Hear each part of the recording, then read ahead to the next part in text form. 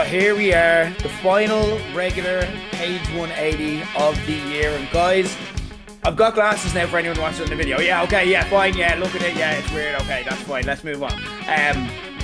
But what we've done so far is we've broken down the entire year of 2024, month by month. So today, it's time to break down the year of 2024 again, but not month by month. We're not going to go. We're going to take a step back and we're going to reflect on the year that was as a whole and what our highlights were in particular. Shortly, we're going to reveal our top 10 movies of the year, which if you've been listening, you'll notice that we kind of like build up to this show and we'll never actually refer to this is my favorite movie of the year or this is this because yeah, the big reveals at the end. Okay.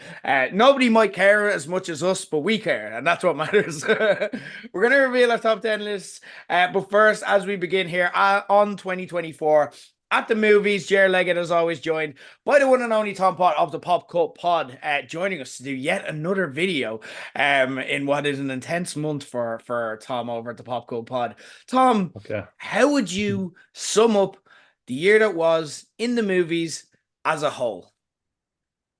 Overall, I think it was a really good year. I mean, I'm really glad we waited until after Craven the Hunter came out before we, put together our top 10 so we could put it into consideration.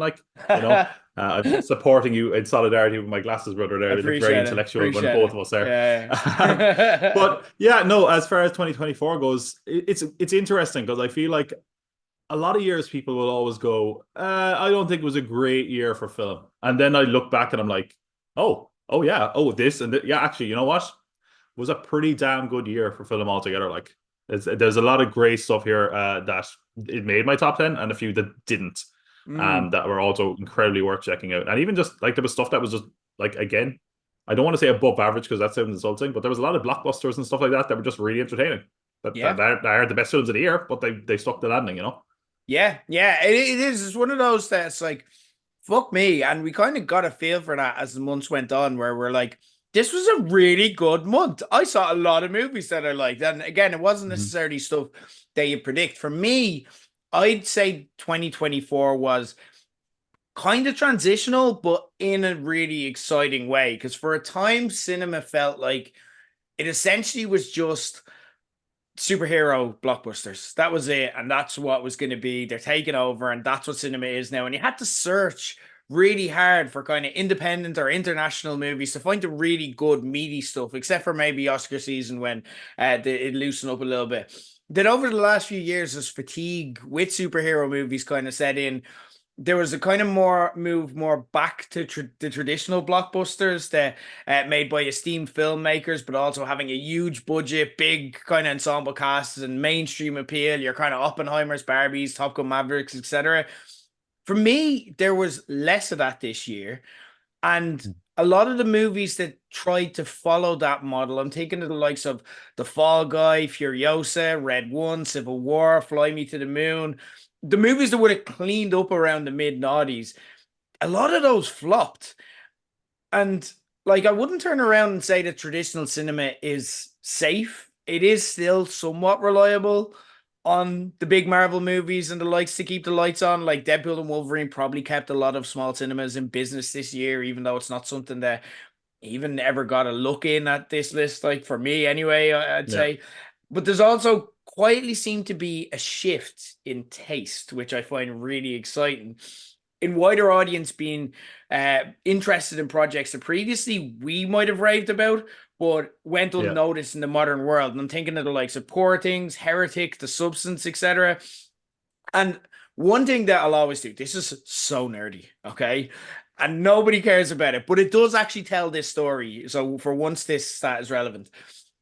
Like at the end of the year, I'll look at where I saw the movies that I saw because it's interesting. Did I see it in a kind of Odeon or a Cineworld or big kind of mainstream multiplex, which is only traditionally show the big movies? Or did I see it in the Lighthouse or a more kind of independent artsy cinema? Or did I watch it on streaming? And for reference, in recent years, it's probably worked out. For me, it's easier to watch it in an Odeon because I live across the road from one. So I'll always default there, and I have like the card and all. Like so, I'll probably default there if it's the movie is on everywhere. So it probably works out about 50% big cinema, 40% the likes of the Lighthouse, 10% streaming.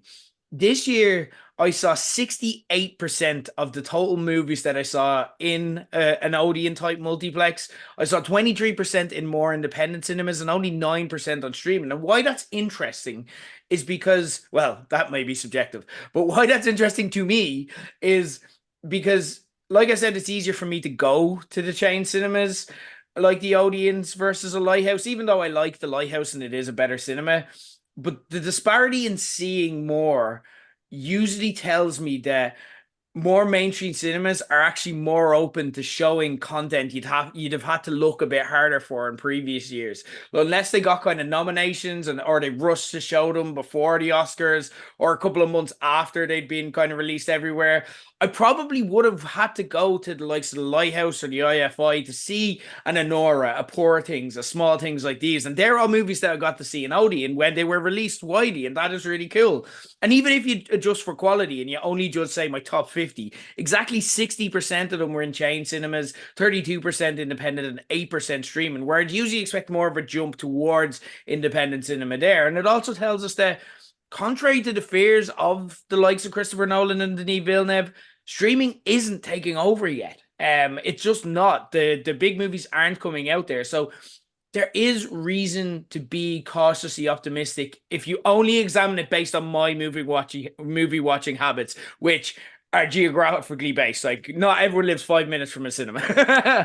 But I don't know. Does that kind of ring true to you? And that this is something where you got to see more good movies again? Like, you're not based in Dublin, so again, I know sometimes I'll come watch movies that are released in Lighthouse that you have to wait for. How does that kind Yeah. of ring true to you?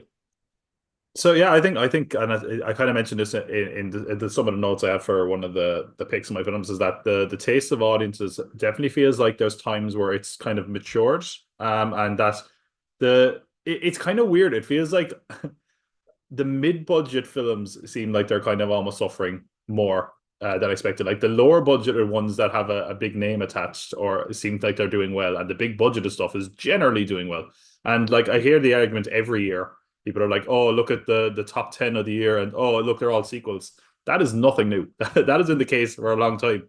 Um, and yeah, like I saw every film in my top 10. I just checked because I was interested by that idea you had, and yeah, it was all in a mainstream cinema. It was in an Omniplex. I see most of my films in the Omniplex in Mac and Cork, Mm. and there is an art house. There is an art house cinema at the Triskel, which I'm also a patron of, and a member of. But they often get stuff like a month after the general release. But yeah, like we're at a really interesting point in film, I think, and I think there's a lot of doom and gloom that people are having, and certainly there's a lot of things up in the air.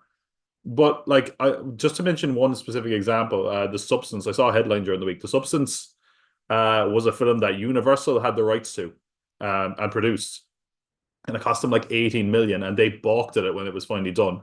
Movie bought it for 12 million. It's made over $50 million and is nominated for awards now. And there you go. Like they hedged their bets on something that was risky, and modern audiences really accepted it. So I don't think it's all the doom and gloom they were expecting. Sure, there's a lot of crazy kind of swings that we're getting from studios. Like I remember at the start of summer we were kind of laughing at The Fall Guy because people were like, "Oh, people wanted original films and people wanted this," and I'm like, this is not where you die on that hill. Yeah, Like, yeah. It's not that. It's not people were that like, movie. people are like, "Oh, they don't want IP films." And like, The Fall Guy is based on a It IP. is, literally Sure, is. Yeah. sure. It's not a popular IP, but like, yeah. Then why did they make that movie anyway? Yeah. Like, and yeah, I don't know. I do have something a lesson, and it's a very specific lesson that I learned from 2024 films. If you want to hear it, Go for and it doesn't really help us. it. I'm hoping somebody is listening at Sony Pictures, because I have a very specific lesson for them. Okay, and Stop. here it is: stop making movies, okay?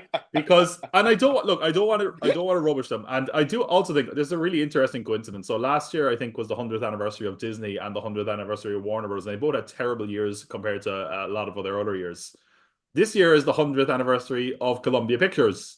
So I don't know, is there just a curse when it's the 100th year of a studio? But I just want to read out their legendary run: Madam Web, Ghostbusters Frozen Empire, the Garfield movie, Bad Boys, Ride or Die, Fly Me to the Moon, Harold and the Purple Crayon. It Ends with Us, Afraid, and there's an AI there for the middle of Afraid in case you weren't aware. Saturday Night, Venom: The Last Dance, and Craven the Hunter. That is their cinematic slate from this year. Wow. Which, hey, congratulations on 100 years, Sony. You're not going to make it Yeah. another 100. Yeah. Please, Sony, stop. Just stick to the Yeah, PlayStations, lads. Come on. yeah, You've yeah. got something good there. Yeah. Um.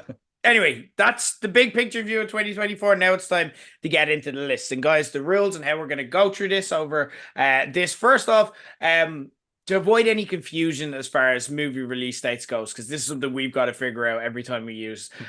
Basically, we're going to include anything that got a wide release in Ireland this year. So if it was at Cannes in 2023 or 2024, if it was something that was released or there were previews, or if there was at a festival but it's actually going to be released next year, it's about what year, like, that you listening to this show could watch it, and it's not a special preview or anything. Okay, so that's kind of the line that we drew because we had to pick somewhere.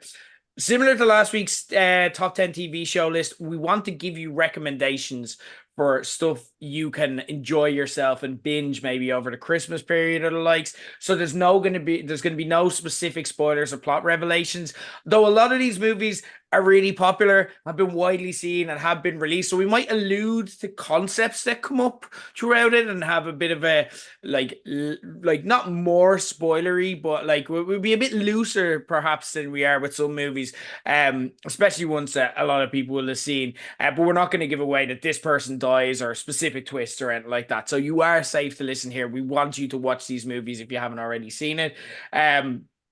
We're also going to go through honorable mentions and then our top 10 list. We're going to go in reverse order, so from 10 to 1, but only discuss each movie once. So we're going with the exact same format as we went with last week. So if I bring something up and Tom has it higher in his list, we're going to discuss it at the point where it's higher instead of having to hear Tom's review and then 50 minutes later have to hear my review.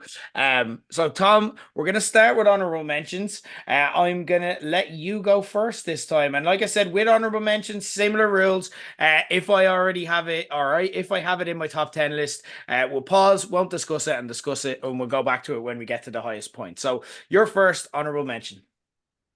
I should say as well, my honorable mentions have no order. They're just five Yeah, films that I was like, oh, they could have been in my top 10, just in case someone's like, agree. how could you put this at number 15? And yeah, and also it's not necessarily 11 to 15 here. These are just like movies that could have got in. They're interesting, worth bringing up, but it's not 11 to 15. Exactly. It wasn't their year. In another year, they could have easily sailed into it, Yeah, kind of way. agree. So one of them that made, and again, you talked there about top tens, and I'm always weird and awkward. This basically when Jer says people who've seen things at festivals and mess up the dates, he's talking about me. I constantly fuck up because I'd be like, I saw this, and then it's like it's not out here for 3 months. I'm like, damn. I really confused myself this year because I had a top 10 on my channel last year that included, I think, 3 films that weren't out in Ireland, and now I'm putting this together. I'm like, what was released when? So I did double check. This was one that I did see at the film festival in 2023, I think, but it did release this year, and that was All of Us Strangers. I have it in my list. Top 10 or man or mention? I have it in my top 10. Okay, interesting. Let's discuss it later. So Okay. I'm gonna start with mine, and I'm gonna let you probably snap me for something that I'd be quite confident is in your top 10. If it's not in your top 10, it's because you forgot that it was released this year widely, because I know you saw it last year. Another mention for me is Poor Things. yeah, that is very much on my list. I'm very interested in your Okay. honorable mentions, and now I'm questioning all my choices. No. That's fine. No. So okay. So Poor Things. So we haven't discussed one movie yet. It's Tom, going well. we'll swing back to you. Okay, so I kind of mentioned that this was a possibility last time we recorded. I have Wicked, call it recency bias, but yeah, it's on an honorable mention for me. It was very close to being. It was like it made the long list of honorable mentions for me, so I get it. But yeah, go for it. Well, why didn't it make the top 10? I guess. I think for me, like, as much as I liked Wicked, as much as I thought it was incredibly well done, it didn't feel like it gave me anything new. And I think that kind of marked against it. I also think it is very long. And again, it could have done with an edit. I do think that as far as how long it doesn't feel that quite that long, and it is far from being the disaster that it could have been. I also think like uh, this is probably helped by the fact that I had pretty low expectations going into this, Yeah, and I think that really helped it. Yeah, it felt like it was lacking something, and again, it is a part one, and there are times where it really kind of feels like it, and I think yeah, that is always going to hurt a film for me if it just feels like an incomplete thing. And certainly yeah, that's the case here. Maybe when it's totally done, I can reflect back at this and say, actually, yeah, it's better as a complete story, or you know what, I just got swept up in Wicked Fever, as it were. But yeah, I think it would be an honorable mention. Definitely not a top 10 material for me, but yeah, definitely I think one of the better films came out this year, surprisingly. I'm glad you mentioned it because it gives us an excuse to discuss it briefly, and it deserves to be discussed here. But I think honorable mentions is right. Um, totally agree with everything you're saying. It's half a movie. There were problems, there were issues that we spoke about. We only discussed it last month, so if you want to hear a full chat, you can listen back to that pod. But also, like yourself, enjoyed it way more than I thought. I was going in for a hot mess based off an interesting marketing campaign, and I got something that has had me going, not around people because they really hate that when I do it in work and so on.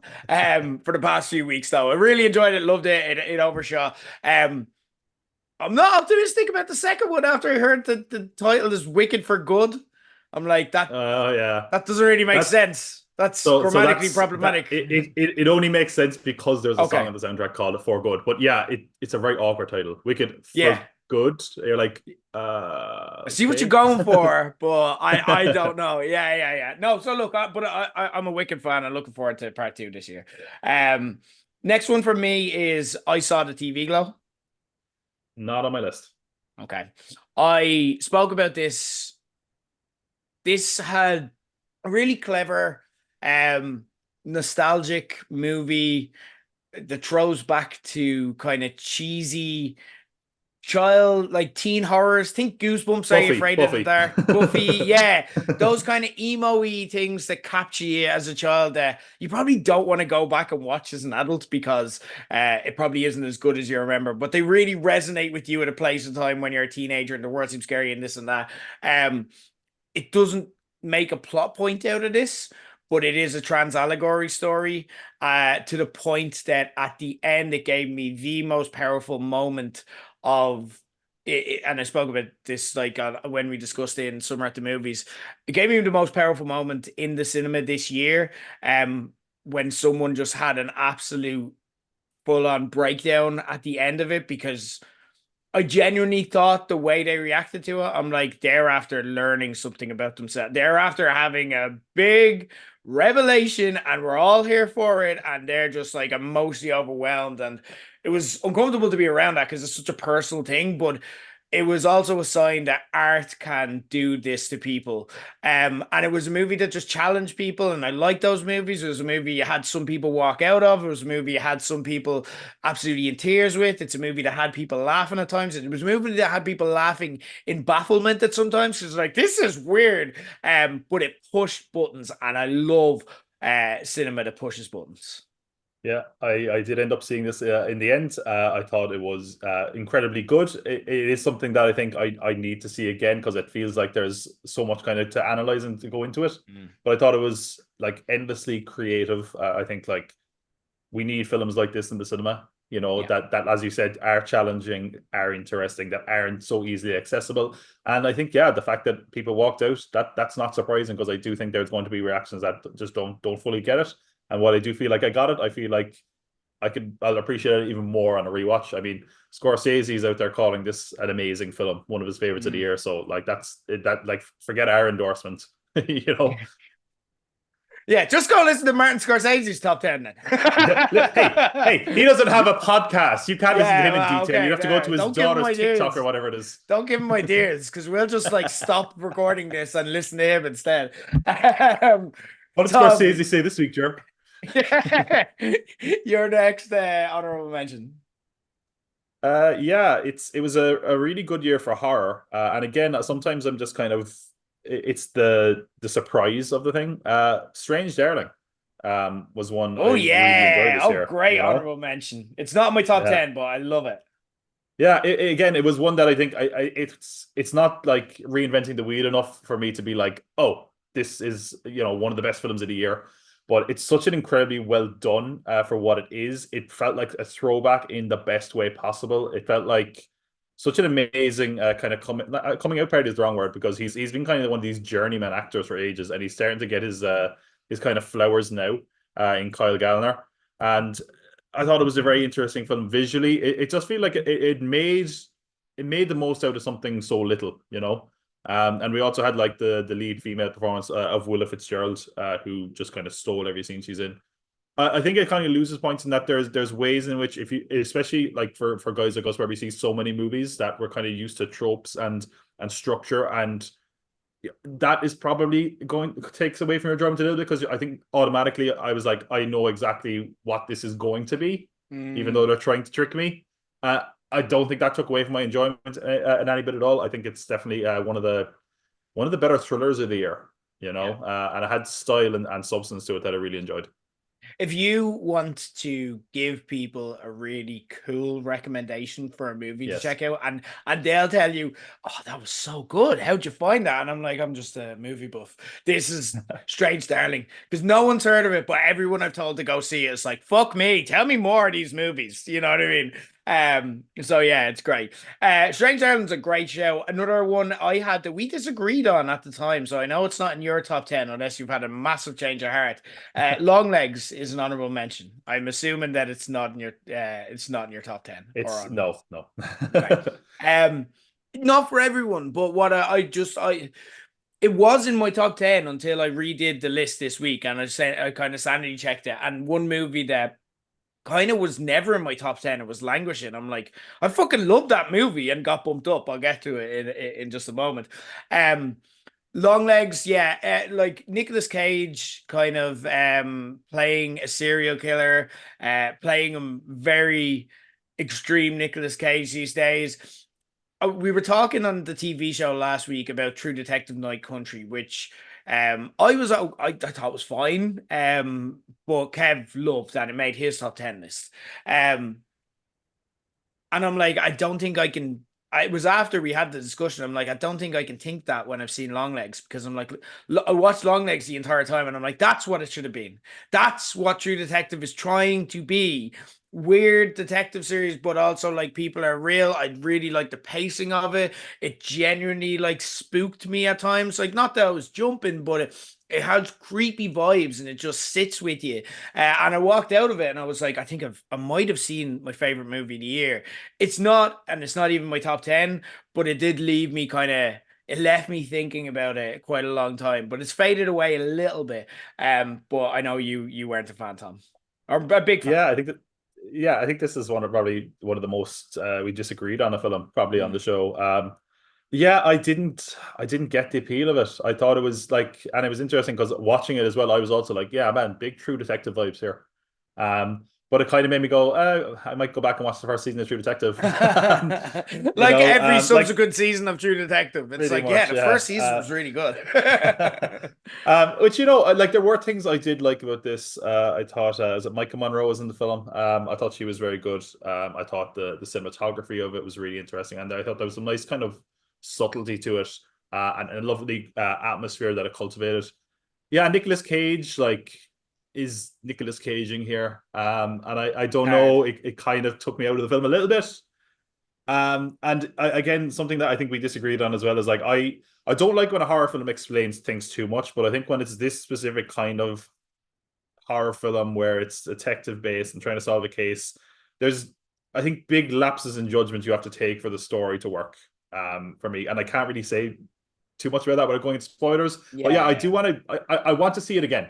And Okay. kind of see where I landed on because also I think my hype for that was quite big, so it could have just been that I was Yeah. let down by it. So yeah, Yeah. it was definitely one that was lifted by an amazing marketing campaign on social media. So yeah, I'm going to check it out again. But yeah, it's not near my honorable mentions. I didn't even it didn't get near it for me, I'm afraid. Yeah. No, that's fair. Next honorable mention for you. Yeah, this is one that you actually recommended to me, which was Monster, It's in my top Florida 10. film. top 10. Okay, well, we won't say any more about that, which is good That because I that is the realize I haven't. movie that got subbed in for long legs. It's Because just as I well was because I like, realize I have no notes here and I have to paste them in. Genuinely, like, you couldn't have brought that up at a better time, because like I looked at that and it was at like 12 or 13. I'm like, I fucking love that movie. So we'll get to it in a moment. Okay, interesting. Next one on my honorable mentions is Inside Out 2. No, it didn't make it. I did actually think it's funny when you said that because when we were talking about films, I was like, I could see that getting into your top 10 actually. But yeah, go ahead. I love me some Inside Out. Inside Out 1 is maybe top 5 all time for me, maybe top 10. Like, I don't know, I haven't fully done those rankings, but one of my favorite movies ever, an ultimate comfort movie, something I'll go back to, if not once a year, I'll get as close to that as possible. And just the fucking relief of they didn't ruin it. And that doesn't make something a good movie and nearly an honorable mention for the top 10 in itself. But they kept everything that I liked from the movie. They did right by the characters that I loved and was very protective of. I was nervous about this project for so long. And I went in also with high expectations and needs of this movie to deliver. And it's hard to deliver something that has the expectations of a movie that's one of your top 5, 10 favorites of all time, Um, and they evolved it, is what I loved. Like, we started talking in our review of like, I'd love to see the next stage is like she meets a boy and she falls in love and then she gets married, and like you grow with these people. And I then gave the twisted idea of what if she died?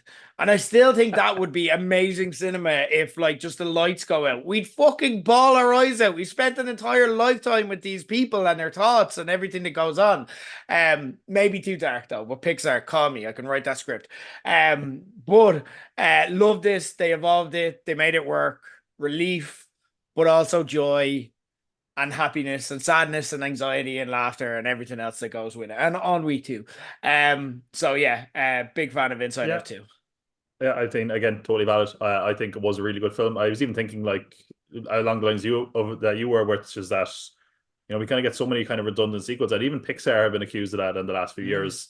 Yeah, this shows that there's plenty of life in the old dog there. Like Inside Out 2 manages to grow everything in a way we wanted to, and like we're going to get another Inside Out. So I'm very interested to see where they take it, because like this is the highest grossing film of the year.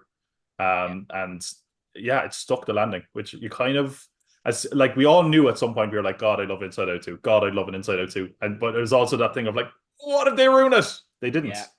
Yeah. They did a great job. Yeah. We can look forward to an Inside Out 3 though. We're like, they get this. They know how to grow these characters. It's not just trying to redo the first one but bigger. There's an evolution here. And then now there's a story to tell where sequels make sense. Unlike, say, a Toy Story, which has ended twice, yet we're going for a fifth one. And you can't really feel that with them. But we're like, okay, we're still on it. We're still on. And we didn't feel, even after Inside 1, we got a perfect movie. And it's like, yeah, like, the story's told, and it's like, no, you've done it. You've cracked this open again. So yeah, a big achievement for me. Tom, is this your last honorable mention, if I'm right? This is my last honorable mention. It is, yeah. Okay. This is one I haven't talked about the show at all. On the show at all, at least. And do you ever like watch a film and you're like, I feel like they made this film for me because there's so many things I am interested in here, where it's just like hits every note for you. Now, I'm not saying this is like the best film, but it's a film that I was like, this just feels like it's hitting like all the pleasure centers of my brain with things that I'm interested in. Late Night with the Devil. Did you see this at all? It's on my binge list for Christmas. So okay. Yeah, no. So let me kind of set this up for people, because again, with an introduction like that, it probably needs some explanation, because there's so many things in this that probably wouldn't work in a lesser film. But basically, it's presented as like a found footage recording of a late night TV talk show from, I think, the 70s, and David Dasmalchian, who is like just, you will know him when you see him. That guy in that thing. He is the ultimate guy in that thing this generation. Yeah, exactly. he's in everything, and he's like a Yeah. chameleon. He's like a great character actor, and here he is front and center, and just I think nails it. He is a TV host. His show is kind of lagging, and because of that, they decide for kind of a Halloween special that they're going to do, an exorcism of a kind of possessed girl. Now, there's more to it than that as well. Um, and I thought it was just such an interesting film. It's not like the idea of a found footage film like this isn't new. Like we had Ghost Story back in the 90s. I think it was called Ghost Story. No, Ghost Watch. Which again was a kind of BBC thing of a house that was ghostly. This is kind of done like so earnestly and done incredibly interesting. It also at times breaks the format of that and takes us behind the scenes of the show. And what I liked about it is that it knew exactly what it was. Like it didn't overstay its welcome. There are hints here of celebrities that I found really interesting who are based on real people. Like there's a character that is James Randi, basically. So you have all the story from all these different sides that I thought was really, really interesting. The visuals, I think it manages to like, especially in this day and age, we get a lot of kind of crap like VHS looking kind of things. I thought it managed to do that for the most part and make it actually work. There's some good scares in there without it being like over the top. There's some things that are funny as well in it, like just because the idea of that just being a talk show and it really feels like so sincere in its goal to do that. I thought it was really, really good. And there's also sorts of things that you can kind of latch onto and kind of end up almost having theories while you're watching it. Um, there is a lot I enjoyed with this. Again, it's not going to be for everyone. The ending is one of the most bonkers endings because it just goes from like 1 to 10 and you're like, okay. But I really enjoyed it. I love the kind of world it created. And I think, yeah, it's one that I think is going to be a great one to just throw on in the background of a Halloween party. Because Brilliant. if you didn't know what this was, you're just going to watch it and be like, oh, yeah, it's kind of like a talk show. Oh, it's a fake talk show. And then all of a sudden something crazy happens. You're like, what the fuck?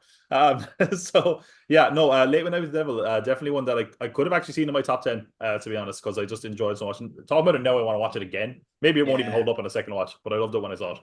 Okay, you have me buzzing now because I have a list of movies where I'm like the rest that I haven't seen this year. So, Yeah. yeah, looking forward to that being one of them.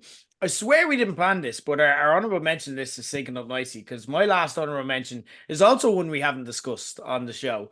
And one that it was actually, I think, the first movie that I saw this year. And I think I'm just going to consult my top 10 for a second. It is, I don't know how big of an achievement this is within itself, but it is the only Netflix movie that is like on that I'll speak about today. Society of the Snow. Have you seen it? No, I remember hearing about it all the time and it totally slipped my mind. Um, I assume you've seen the 90s movie Alive. I haven't seen it, but I know I know what it's about, and everyone was like, "You Yeah, should yeah. watch it." And then this new one came out. Yeah, it is. Yeah, well, got to watch this before Alive because Alive is very much it's like ooh the cannibal movie where they all eat each other, Yeah, and that's what it was famous for. And like it tries to tell this story, but it's very sensationalistic. It is about they're eating each other, and it is very much with that 90s sensibility. This is the story. It's based on a true story of Uruguayan rugby team who got in a plane crash in the Andes mountains and were essentially lost. It is a real life version of Lost in that nobody could find them. They were assumed dead. That was that. And they were left to fend for themselves in snowy, horrific conditions with no resources. And they actually survived. And they had to make some difficult choices. And look, I've already kind of given the game away there, but everyone knows Alive, and a lot of people are familiar with this story. Um, what I loved about this is actually I had an interesting moment because early in January we were having dinner with my granny who like she'd be very much like a granny in terms of her watching talents, like Downton Abbey, Dancing with the Stars, that kind of really light TV stuff. And she goes, I watched a movie about a plane crash on Netflix there the other night, and I don't know how this ended up happening, like, because she's not very good with Netflix. So I think if it's on, it's getting left on, even if it got put on by accident. I'm like, oh my God, Nani, you can't. And it was this movie.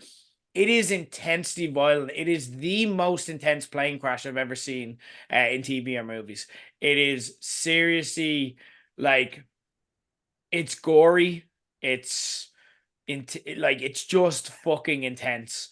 And if you have a weak stomach, I'd think very carefully about this because you see fucking bone breaking like up close. Um, Not in an exploitative way, but in a the likes of Lost make plane crashes almost seem fun and action and exciting. And it's like, no, this is what really fucking happens. This is how your back breaks in a fucking plane crash. Do you know what I mean? Like they get really in depth. Um, but then what it does that Alive didn't do, and what I found fascinating is like, have you ever watched Yellow Jackets on Paramount Plus? No, it's on my list. Yeah, they make kind of they're lost, but they all turn to cannibalism. You know what I mean? It's that. It very much is that. Um, but it's kind of sexy and throwback, and you know what I mean? It's like Yeah, it's written with a kind of almost Buffy sensibility. Um, this is written with empathy for the people in it. You know what I mean? It's never judges them. It's never like, that's a toe. It's not like that. It's um it's like holy fuck what they must have had to go through it. these And poor people. Yeah, yeah, and but there is like ultimately they did have to turn to cannibalism, and it's horrific. But there's also like hope, despair, you know. It really puts you in the moment of, oh fuck, like geez, they're lost. They are like they're like fuck. What do you do? What would you do? You get kind of little side missions, like almost they feel like they come straight from Lord of the Rings, where they're like climbing mountains to try get to a place where there'll be signal, or they anticipate there'll be something over there, and it is epic. They make decisions where you're like, don't do it, it's not going to work, and even people in them are like, don't do it, and then they do it, and it's just like, oh my God. It is so intense, but also has a heart, and it's just a really, really good watch. Society of the Snow. It's an international movie. I believe it is Ukrainian. It's written and directed by Jay Bayona. Um, but it's really worth a watch. So check that out. Tom, it's time to do it. Let's get to our top 10 list. We'll start with your number 10. this is one that I kind of felt like I wasn't as glowing about at the time. Okay. June Part Two. It's on my list. Okay. Okay. It is higher. I can confirm. Okay, so we move on to mine. One you've already mentioned, so I'll give you the chance to talk about something that I had to cut you off for. Um, I want to talk about Monster. Okay. Okay. And what's mad about this is that this was a movie that again was the latest addition to my top 10, but it was a movie that I wasn't sure I even liked when I was watching it the first time around. Like, as I was like, for the first half of the movie, I'm like, I don't know if I'm into this. I get where you're going for, but I really didn't get what they were going for. I thought I understood, and I really, really didn't. Um, it didn't even win movie of the month when it was released, and the movie that did is also higher on this list. And it is a really slow burner that, like I said, it was only when I thought about, like, I loved it coming away from it because of how it just turned itself on its head, but also, um, the more it stayed with me, the more I liked and appreciated.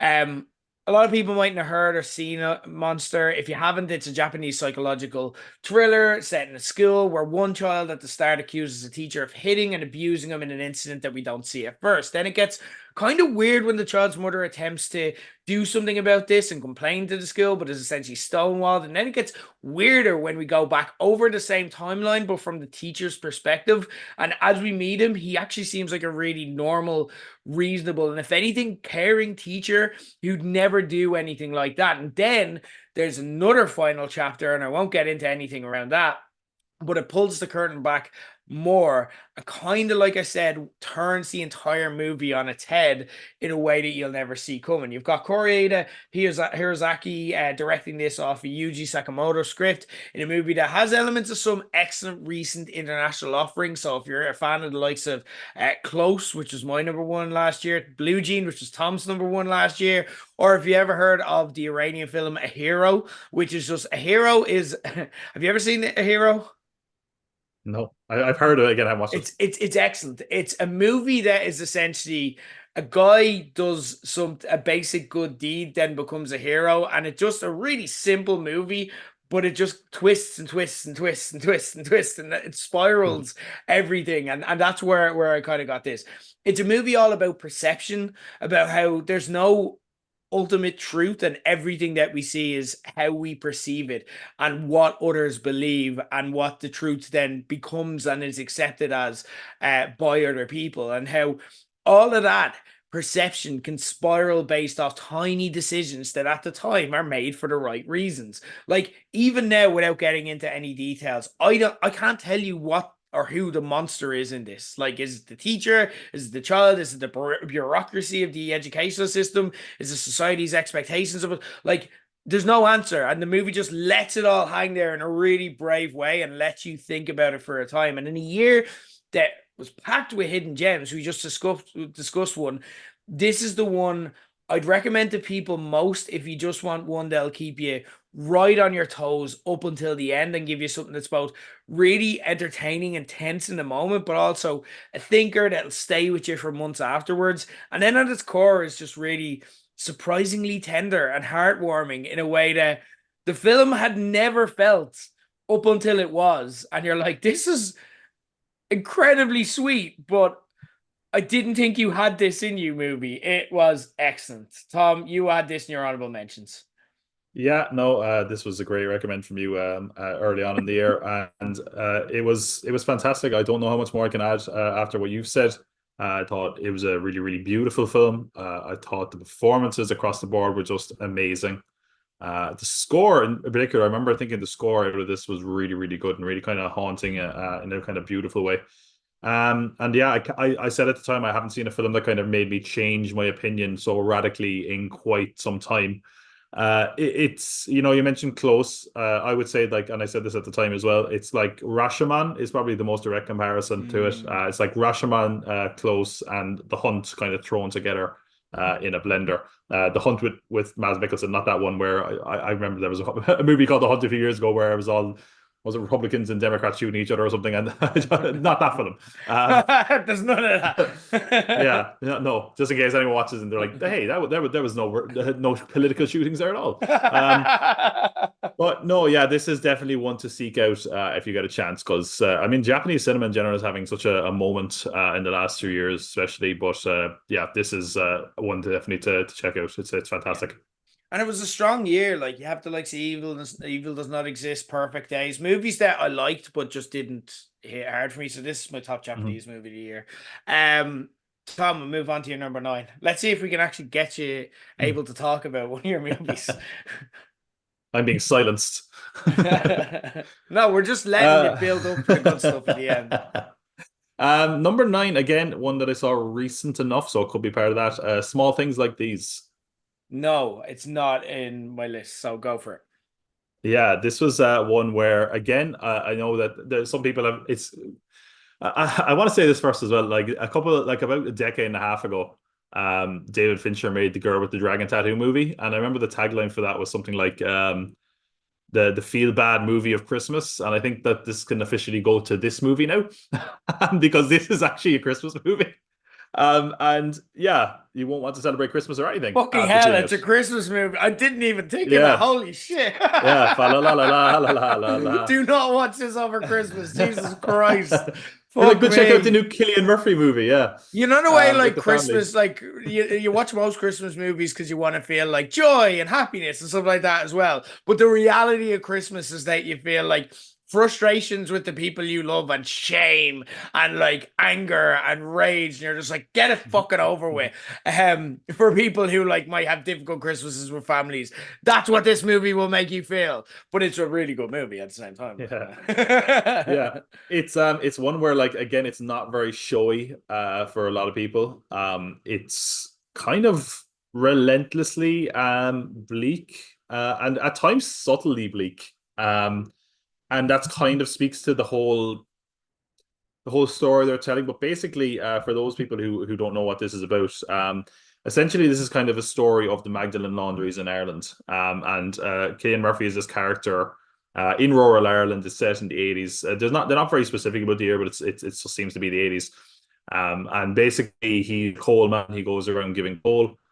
Which again is that a connection to Santa Claus? Is it really a Christmas film? So he's going around and giving coal, and there's a Magdalen laundry near him, and it's sort of a looming presence throughout the whole film for a very long time.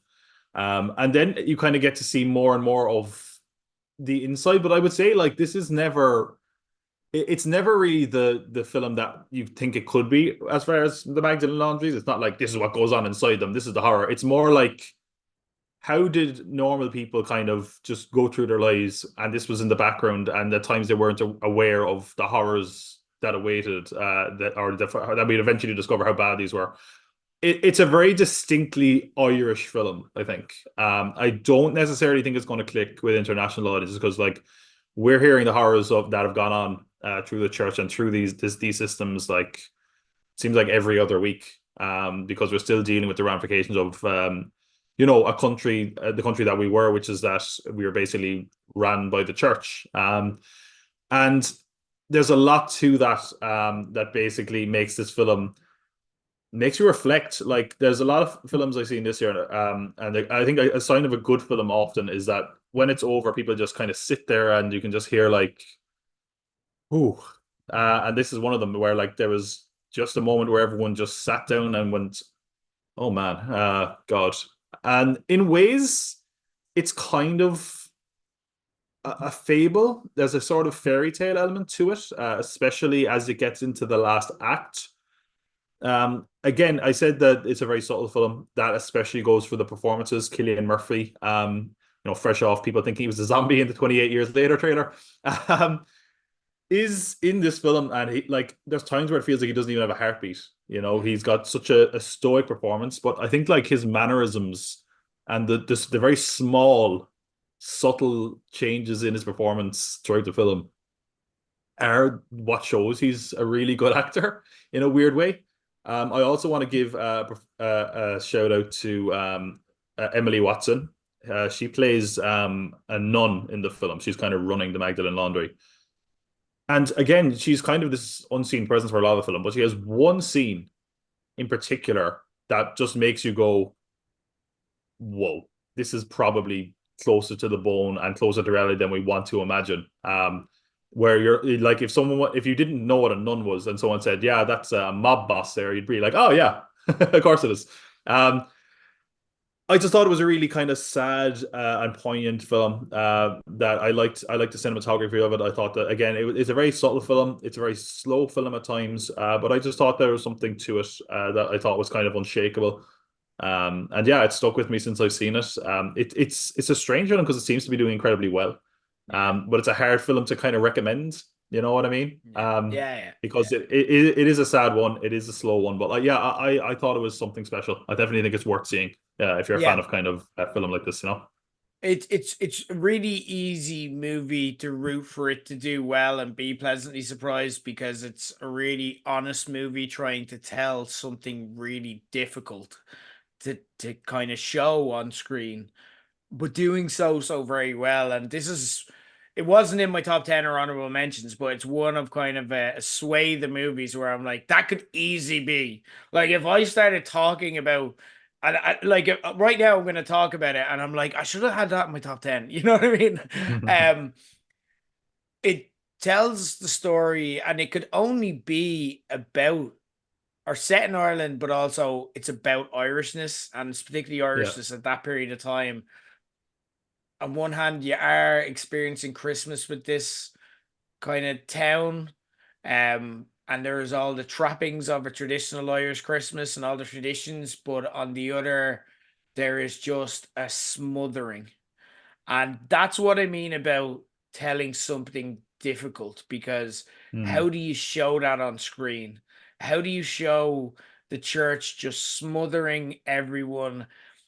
And it's not that nobody knew what was going on. Everyone kind of knew something was going on. They didn't know the details, but they didn't want to know, mm, because yeah. what could they do about it? And it doesn't make them bad people, but what could they do about it? Um, and Killian Murphy kind of trying to express that in his face while playing this character who, like you said, is stoic, doesn't know how to communicate. It's just a phenomenal job by everyone. But this should have been in my top 10, man. See, this is gonna happen a lot. It's really good. Small things like this is really good. But like you said, I get it. It's heavy. Yeah. Let's lighten things up. My number 9 is The Zone of Interest. Oh, Jesus. This is where everyone tunes out. Let's talk about concentration camps. Um, Tom, I don't think this would be, if I'm right in saying, No, this unless is like not. No, you've no. had an about face. Okay.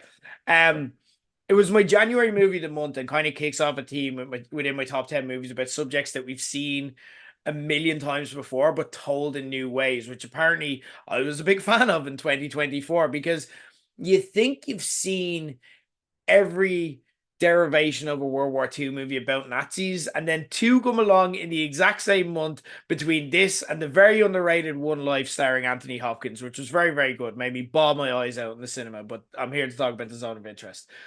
It's not for everyone. And like again, like we just said, it wasn't for Tom as much as it was for me, but it was very much for me. In a year where America ended up re-electing Donald Trump in the same year, an Avenger depicted him raping his ex-wife in a biopic, a movie about the banality of evil and how those engaging it are propped up by people who actually look and act like you and me, couldn't be more timely for me. If you missed it or haven't heard of it, The Zone of Interest takes us to Auschwitz during the Holocaust, but spends literally seconds inside it, the actual concentration camp itself. Instead, we're concerned with the family who live next door to Auschwitz. That being the Auschwitz commandant, Rudolf Hoss, and his wife Hedwig. On paper, the movie sounds boring. Like, there's no way to pitch this to your friends, like in the pub, and have them be like, "Oh, I need to see that."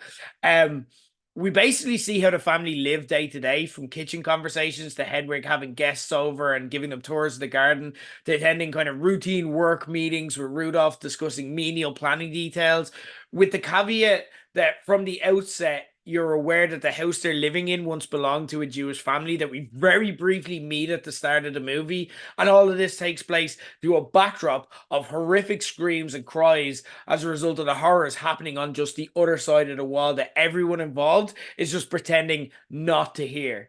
It's a movie that does make you do the work and fill in the blanks yourself. And director Jonathan Glazer allows several long pauses throughout, which I can understand that people see as self-indulgent, but I got it, where the screen kind of goes blank and ominous noise kind of plays to give you time just to process what you're seeing.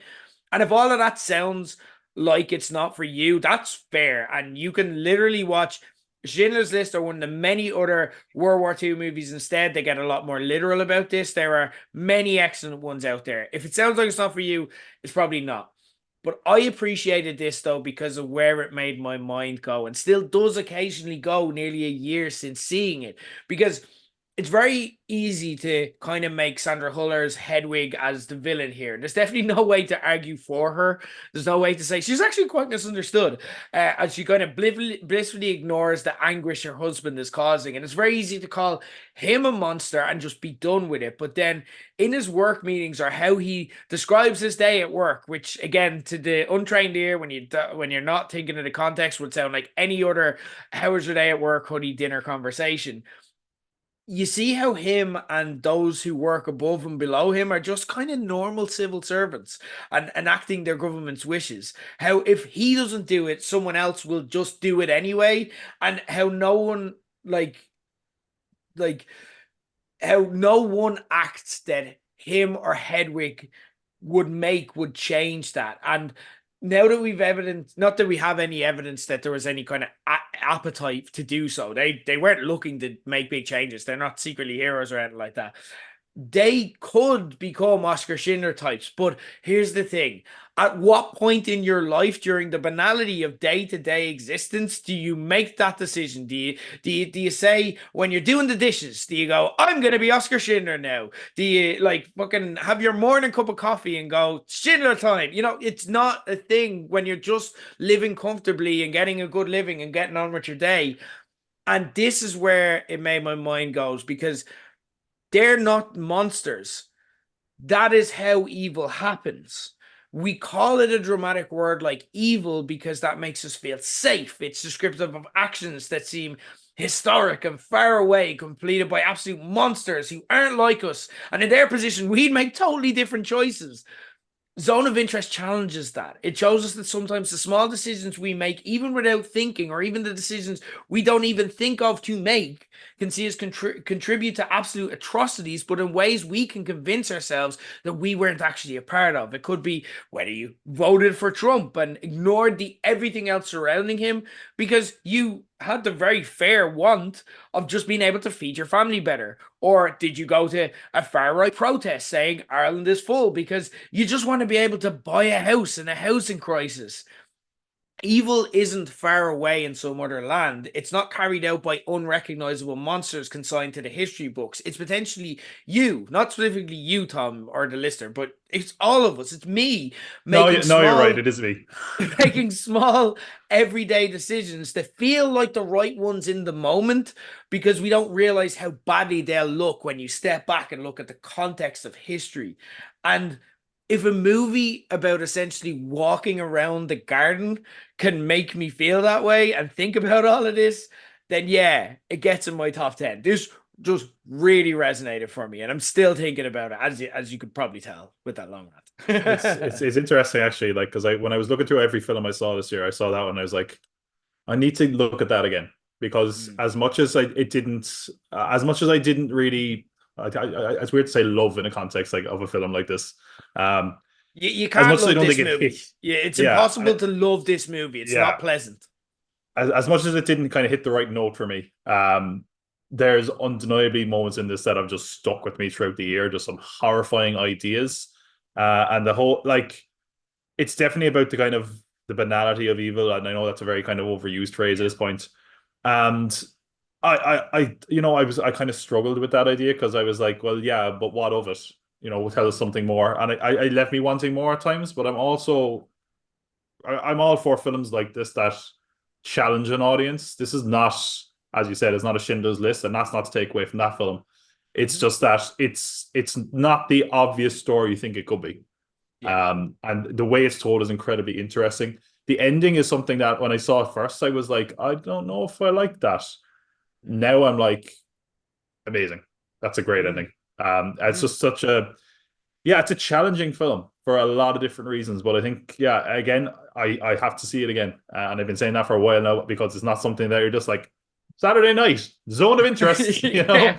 Um, Yeah. but yeah, I think definitely it's one that people should see and make up their own mind for It, because there's certainly a lot of acclaim and interesting things in it.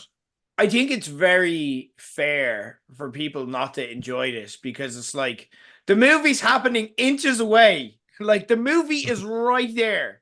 Like it's frustrating to watch at times. And again, if it's not for you, I'm not saying go see it. If you're like, I wouldn't enjoy that, you probably wouldn't listening at home. But like if it sounds like it might be up your alley or those ideas intriguing and you want to live in that space and kind of think about that,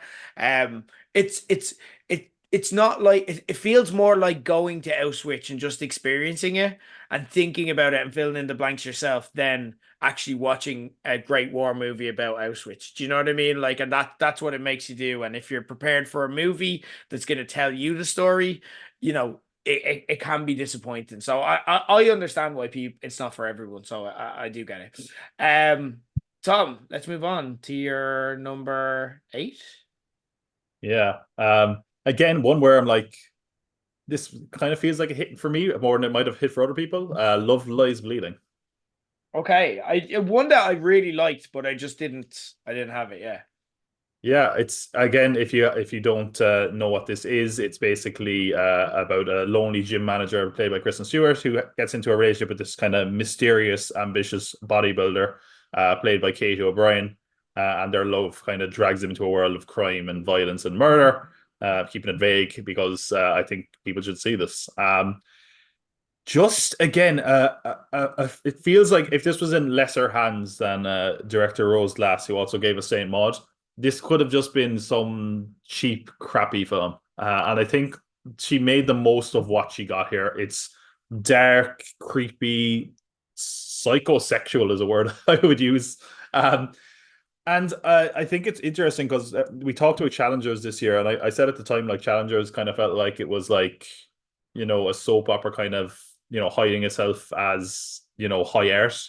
And it kind of feels like this is almost the opposite. Like it feels like it's high art, but it's pretending it's trash. And it has that kind of vibe to it because for all the kind of, flashy, weird visual scenes, there's just moments where it's just really dark and experimental. I mean, Kristen Stewart has basically proven to any doubters like that she is an excellent actress, and she clearly shows it here. Katie O'Brien is someone who I've seen in other things, but like after this, it was like, well, this is her star making turn here. Like she should have a really bright future ahead. It's incredibly dark. It is also, as much as I'm saying, it's kind of a dark crime, lesbian crime thriller. Um, it's not, it's not straightforward. There's a lot of surreal moments. The ending, I just remember people in the audience verbally going, "What the fuck?" And that was like literally out loud, and I was like, that's appropriate. I love it, but I totally get why people would say that. We also have like again some an actor who like I often wouldn't bat an eye at, which is Dave Franco. He's like it feels like someone was Yes. like Dave Franco, be on your worst behavior, and it was Yes. perfect. He's just like a total sleazy character that you feel no sympathy for at any time when I bad wonder stuff where he got happens. that from. Sorry. I was going to say, I knew I was in trouble as soon as I said that. I was like, be on your worst behavior. Oh no, not Dave Franco. Not that, Um, Franco. oh no. But yeah, again, it's a weird movie. It's not going to be for everyone. There is extreme violence in this. And there's kind of body horror elements as well in this. And again, there's moments where you're not really sure what's real and what's not. And that was all part of the journey for me. Um, I, again, it's sort of a metaphorical ending. Again, at times, so people might enjoy that, I might not.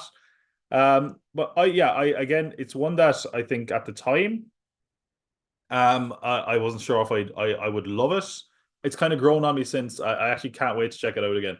When I saw it on the list of films out this year, I was like, man, yeah, that was really good. That actually was Yeah. fantastic. Again, it's one that's just kind of felt original. And Mm, in a lot of ways, when you hear the kind of parts involved, you're like, I kind of think I know what that is, and it just mm. steered away from everything it could have been into something far more interesting every time I got the chance as well. Yeah. So yeah, definitely on my list anyway. Yeah, really enjoyed it, and I want to watch it again, and I think I'll enjoy it more with subsequent rewatches. Again, just that kind of there's just so many. It was almost a scrum of these type of movies, and I think we love these messy movies that secretly have a brain, you know. Yeah. And I made space for one of those on my list. But if that wasn't here, this would probably be here because this would be my fix of that. Um, Mhm. yeah, I loved it. It's just really good.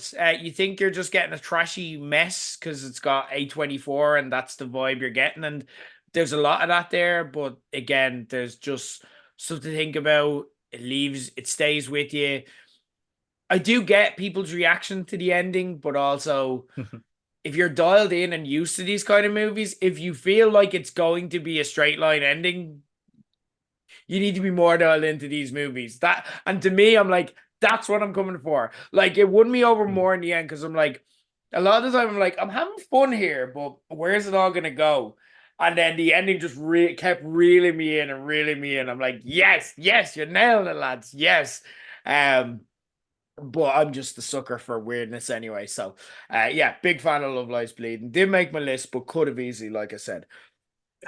Let's discuss something that I had to cut you off. I'll give you a chance to kind of get in now as well. My number eight is All of Us Strangers. Last week I sung Andrew Scott's praises for his work on the Netflix adaptation Ripley, which is one of my favorite shows of the year. And between that and this, I want to have a bit of it because again, look, if you want to hear our full reviews, you can go back through the archives and kind of pick them up. So I want to use this moment to have a bit of a rant about a major gripe that I have with movie awards and how they differ from the likes of sports. Like in awards for entertainment, your awards tend to get handed out for your work on a specific project. And if you do two or three amazing projects, that hurts you, if anything, because it splits the vote, or you have to kind of decide what you're going for. Like Sebastian Stan, like, does he go for the more headline grabbing Donald Trump, or does he go for the physical transformation kind of genre hopping, role with a different man? And this is actually harming his work when actually he's just had a great year. Whereas sport tends to be about the cumulative work that you did over the course of a year, which for me is how it should be. No matter what the circumstances or the obstacles or who you played against or with, you managed to remain incredible. And that's the test of true quality. Whereas with movies or TV, another thing that's a kind of flaw with the process that we have there is it's such a collaborative process, and it's difficult to properly weigh up whether that one performance was a result of your individual class or being surrounded by a great cast or a standout director who really made you pop. And that massive gap in objectivity is why we end up getting so wound up at awards this time of year. Like our first two shows, we're going to be talking about awards a lot. Are probably going to fight about stuff or have rants about stuff. Well, to your Where to your point about awards as well and how weird it is, like Sebastian Stan is nominated for both of those films at the Golden Globes this year. yeah, Best musical yeah, comedy and best drama, and you're like, okay, all right. but it's only because of the nature of how the Golden Globes splits that up. He's probably not going Exactly, to yeah. get something at the Oscars No, because they just have a Best Actor field. So he's going to hurt exactly. himself Yeah. when he's done two amazing jobs. And like for me with sport, because we have it based on like cumulative results, it tends to be more objective. So with that in mind, between All of Us Strangers and Ripley, for me, there's an argument that we should, if we asked ourselves who was the best actor on the planet in 2024, Andrew Scott has a great claim to this. He has nailed his two big roles. I found the movie itself really jarring to watch at first, and I spoke about this when we reviewed it, mainly because the marketing suggested that it was going to be this epic queer love story between Scott and Paul Mescal. And we all arrived and we're like, this is going to be great, and this is going to be both guys defining roles. And that's not what we got at all. And that was so brave to just deviate. Now, again, the marketing comes after the movie's made. And I understand why they marketed it like that. But I also thought this is like, fuck, like they've taken me on a whole different journey.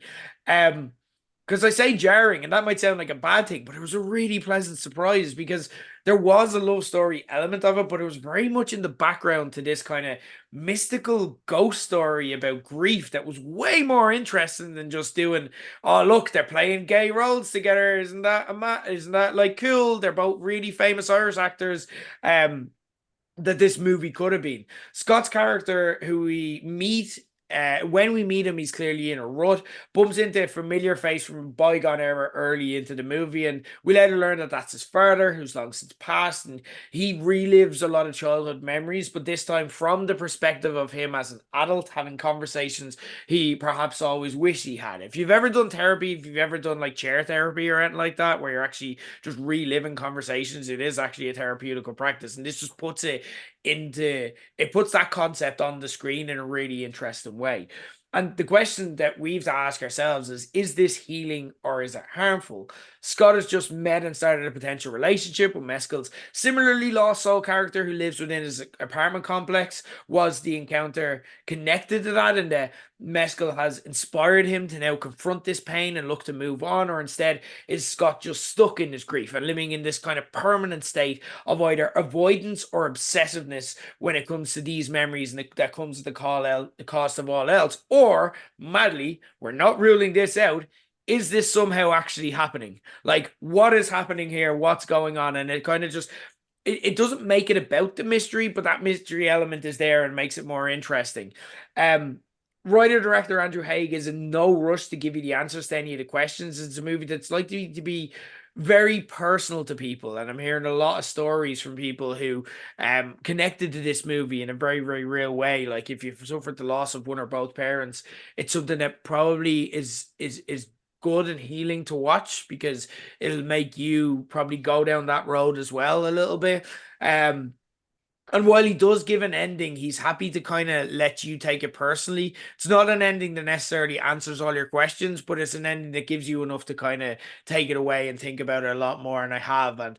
And again, just Andrew Scott, for what look like a double header movie, Andrew Scott carried this on his back, and it could, in lesser hands, have just been weird and not worked, but he makes it work in the same way he does for Ripley. And why I'd say that and Ripley make him possibly the best actor of the year, because they're two projects that are all him, that wouldn't have worked without him, and he made them both absolutely two of the best projects of the year when it comes to TV and movies. Tom, I cut you off earlier, so talk about All of Us Strangers. Yeah, this is again one I saw quite some time ago now. I saw it not at the most recent film festival. I saw it the year before. When I made my top 10 for my YouTube channel, it was in my top 10. Again, I just kind of feel like I need to see it again. It almost feels like it's too distant now. But yeah, it's a film that was interesting in that I kind of feel like at first it wasn't really connecting with me, and then over time it kind of won me over. But also it was a movie that, like you said, you go in expecting one thing, and I think most people kind of thought this was kind of a gay romance story. Not that at all, and it's all the better for it because it has a film that is a film that in a lot of ways is really really simple, but there's such unexplored, well, not unexplored, kind of such hidden depths to it, as far as grief and trauma, and kind of how to move on. And I don't think there's anyone that would leave this film and not be touched by it emotionally. Paul Mescal has done some amazing work over the last while, but yeah, I mean Andrew Scott, like the guy just cannot really seem to give a bad performance.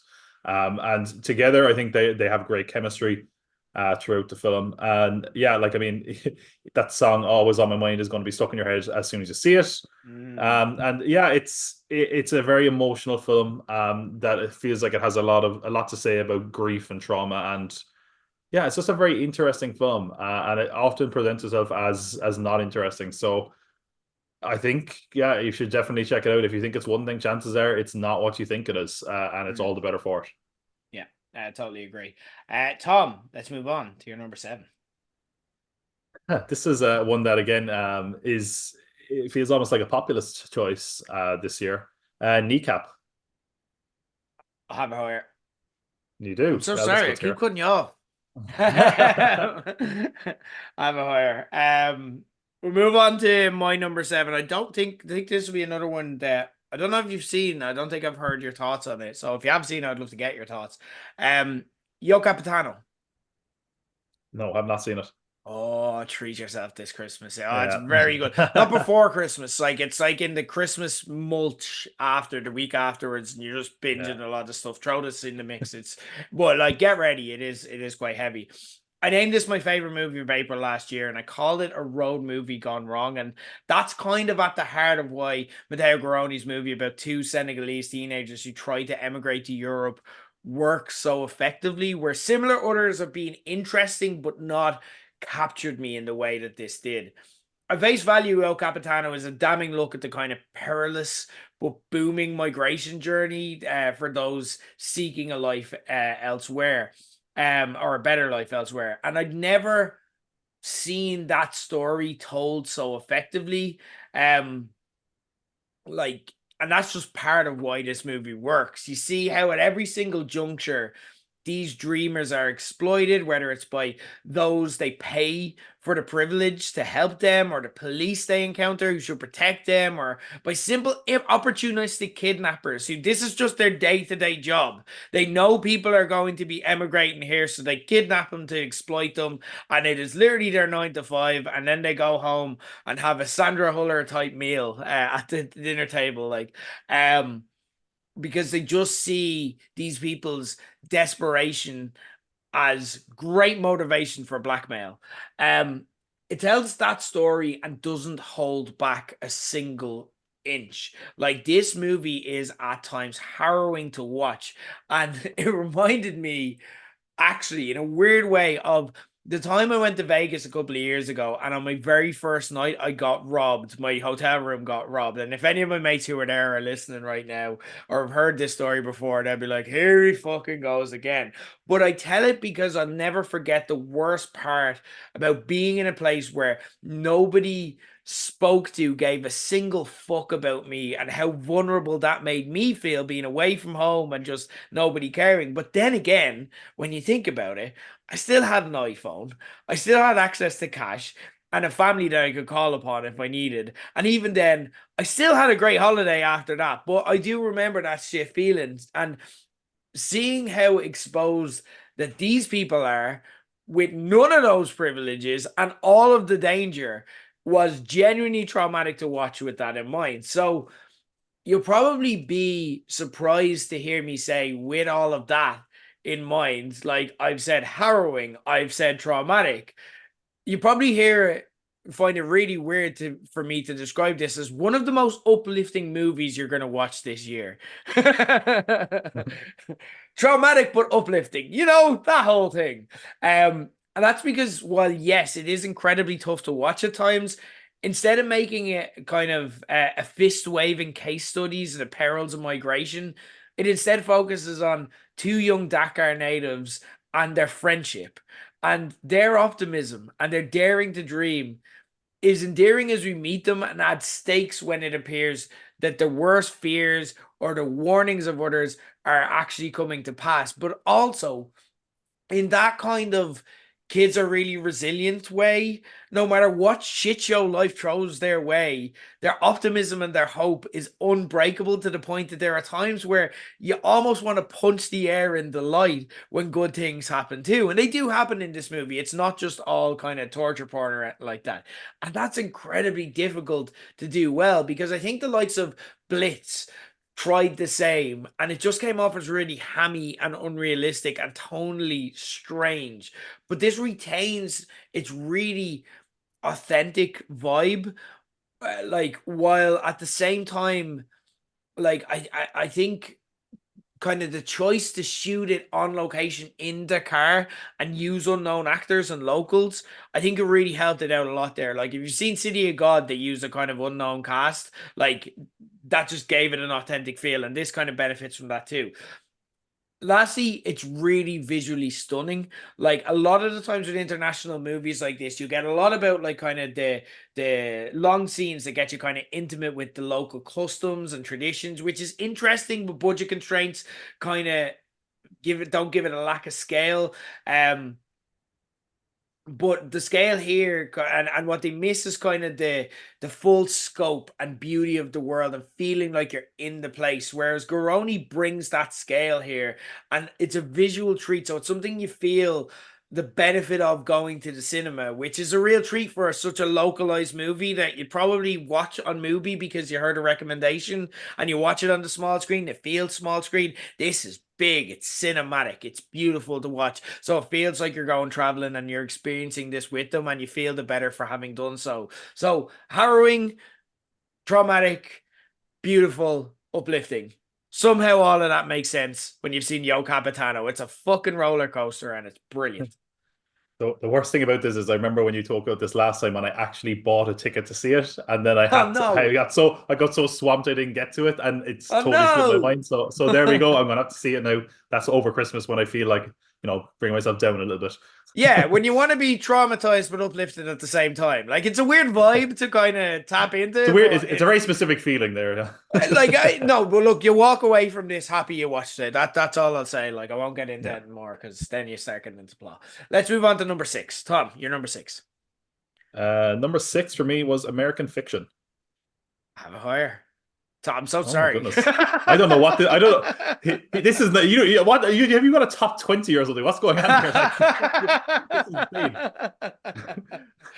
I think you're gonna do the same to me now. Okay, I'd actually be Maybe. surprised if you didn't. My number six is The Substance. Have it higher.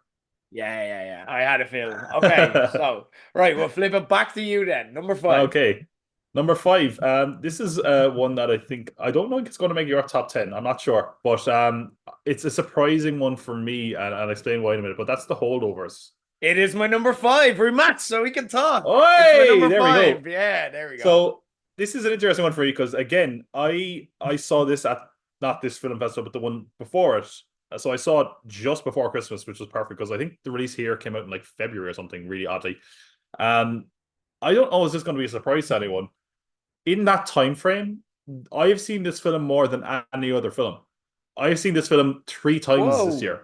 Yeah, I Whoa. saw it when I saw it when it came back to cinemas. I watched it again just at the start of the month for Christmas, and I think Yes. that's one I'm going to just watch every Christmas now. Yeah. This is just one of those films, and it's weird because when I did my top 10 on my channel last year that included the things I saw at a film festival, I'd only seen it once, and it was I think number 10, and here it is now at number 5. It's really climbed the ladder. This is a story about a professor at a kind of a school who basically over Christmas it's a boarding school, and if the boys don't aren't collected by their parents or sent away, they have to be held over. They have to stay in the school through a Christmas. And we have this miserable professor called Paul Hunnam, played by Paul Giamatti, and he gets stuck with the holdovers. And it's it's a film that kind of weirdly breeds like authenticity. It's a film that is set during the 70s, and honestly, I think if you didn't know Paul Giamatti and someone just presented it to you and said, "Oh yeah, it's a remaster of a 70s film," you'd believe it. Like it has that vibe, the look of the film. It just feels really authentic. The other reason I say it's authentic is I'd say that if you asked a lot of people, they would say like, "Yeah, I had a teacher like that."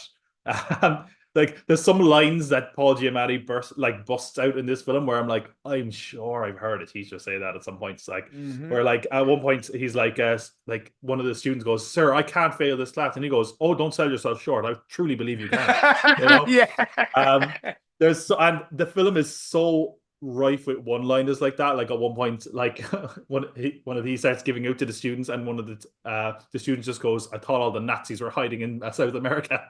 Like, and it's just full of great lines like that. And it is a comedy, but it also calling it a comedy sells it short. Mm. There is such a sweetness and sentimentality to the film, and also a really strong emotional core. As we see in particular, the character Paul Hunnam, played by Paul Giamatti, the character of that's played by Dominic Sessa, who is like I believe a first time actor. He was discovered for this film, Wow. and he like if there's any god out there, which there probably isn't, but you know if anyone has if he's a good agent, um, he will continue to get great roles Yes. because he's excellent in this. And he's this student that's held over, and basically they're just stuck together. Neither of them want to be there, and you see their relationship grow over the course of the film, and it's just really a beautiful thing as you learn more about their backstories, more about kind of the future that might await them if things don't go the way they want them to. And honestly, like again, as I'm a teacher outside of all this, and I think there's always that moment that a lot of people have with a teacher where something happens, or there's a moment where you just kind of for the first time you like go, "Oh, they're actually people," Yeah, you're and a human. and yeah, it's like, wait a minute, what? And I think this film has that experience here where we start to see the kind of teacher who's beyond reproach all of a sudden become an actual human being over the course of it. And it's really enlightening to see. Again, there even the third time watching it, there were still moments that were making me laugh. I think the music in it is also just excellent. Like it's got a fantastic kind of background track. We also I haven't mentioned Davine Joy Randolph, who's also really good in this. Her emotional arc is probably a lot more pointed, but I think it works incredibly well. Yeah, like it's a film that I think at the time it came out, people were kind of going after it for being a little bit cliche or predictable, and I think you could certainly say that, but I don't think there's anything wrong with something when you know what it is, them just doing it to perfection, and I think that is exactly what this film is. Yeah, like if you're hearing this and you're looking for a Christmas film, go no further. I think it's a film that is just excellent. You're going to laugh at it. You're going to be touched by it. excellent film. I think Paul Giamatti was unfortunate as far as the award season goes, that he kind of got swept up in like Oppenheimer fever, because in a lesser year, I think it would have been his to lose.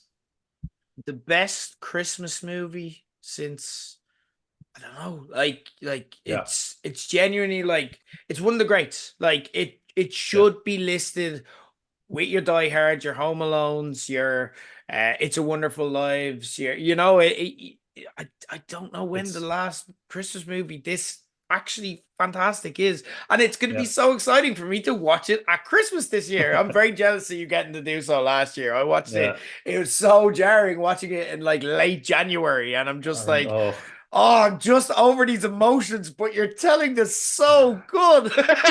you missed like Why? the like social media was just lit up with like people being like, don't forget to leave out a glass of Jim Beam and a copy of Meditations for Paul Hunnam this year. You know, Ah, I was gorgeous. I was like, I yeah. love this film.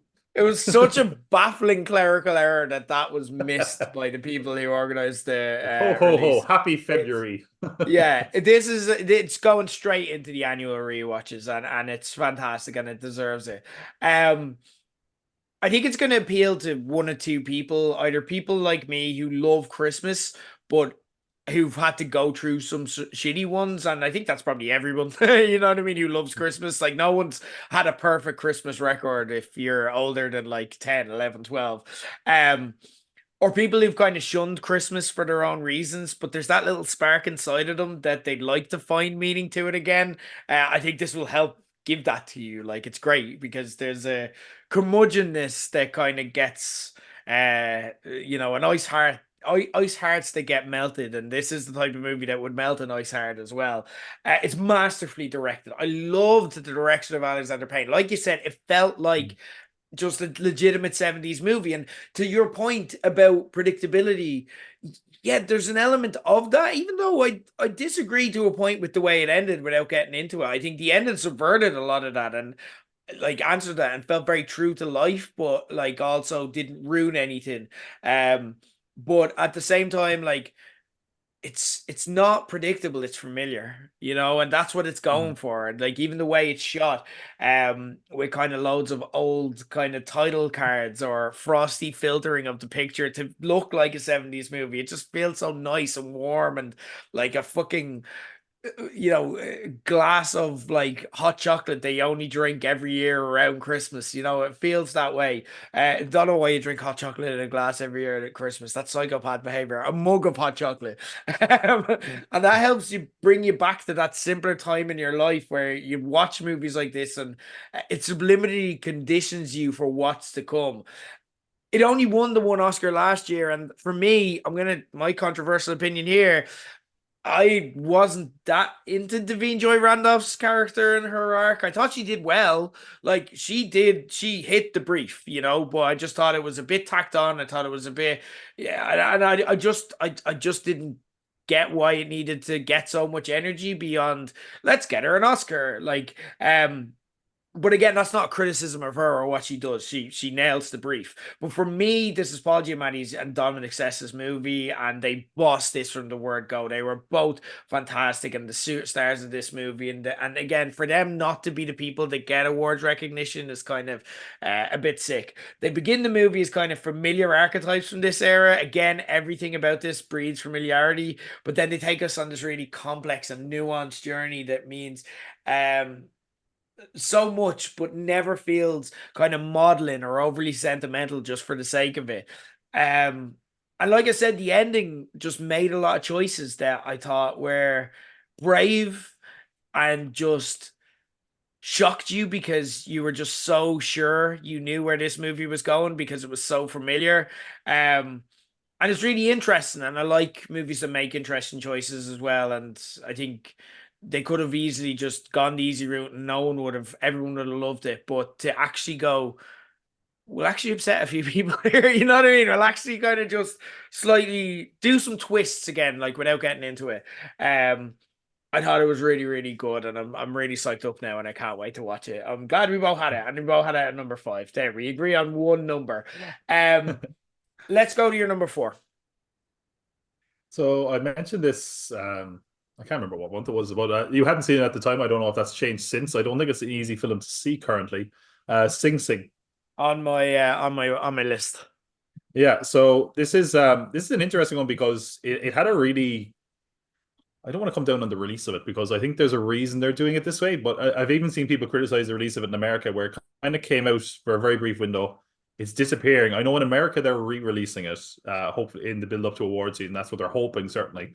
And again, it's a film where you think you're getting one thing, and when I read this at the very start of the year when I was looking at what was coming up, I remember going, "Oh, awards bait much," because it exactly sounds like, oh, they desperately want to win an award, because it's basically about a man kind of incarcerated in a prison in Sing Sing for a crime that he says he didn't commit. He's trying to prove his innocence, and while there, he gets into the theater program in the prison, and we see all these incarcerated men start to grow through the air. So when you hear that, you're like, okay, did you even write the script, or you're already writing your Oscar speech? Like, come on.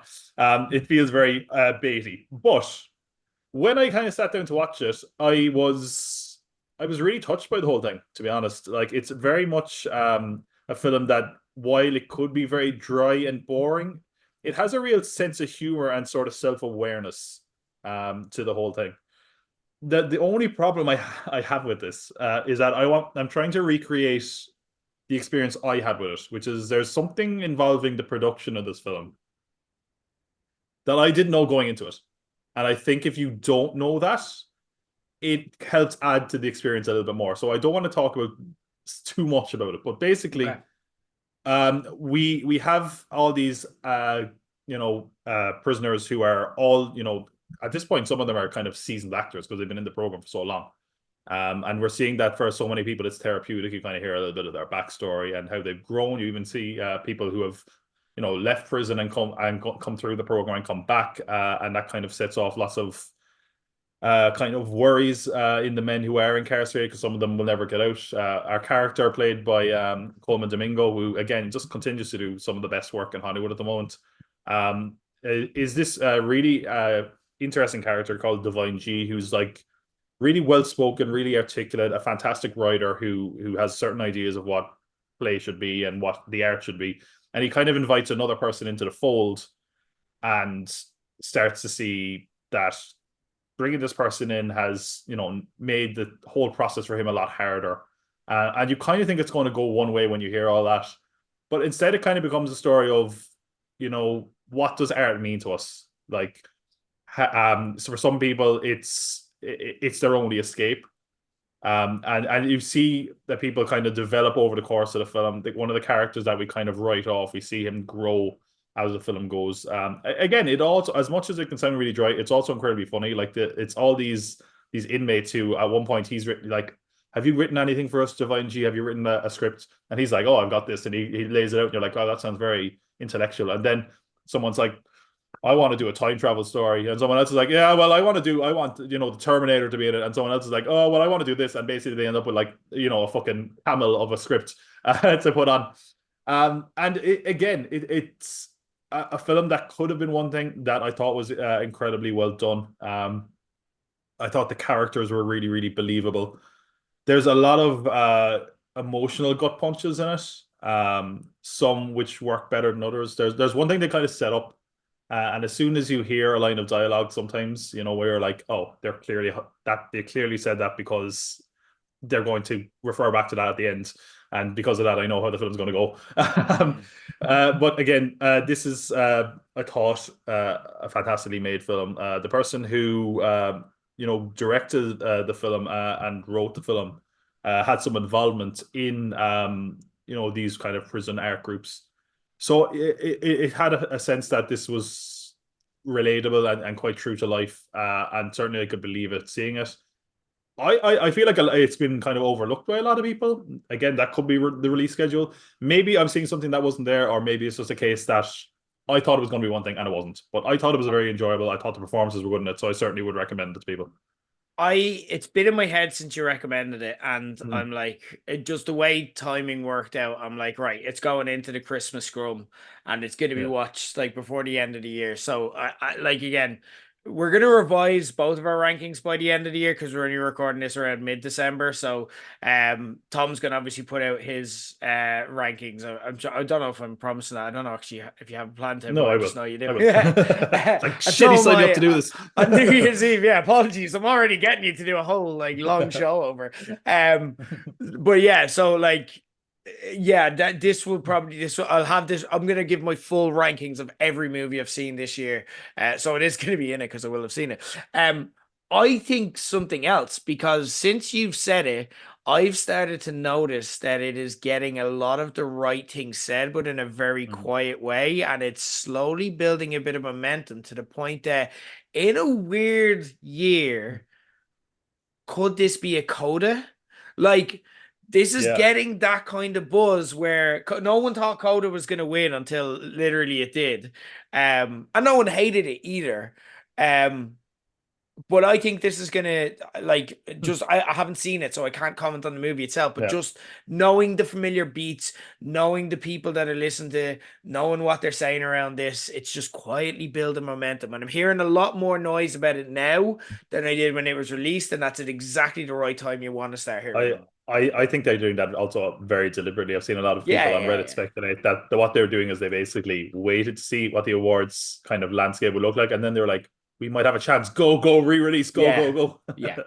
Yeah. Yeah. They know what they're doing. But even just like in people's year-end lists, it's showing up Yeah. a lot more for something that kind of passed me by.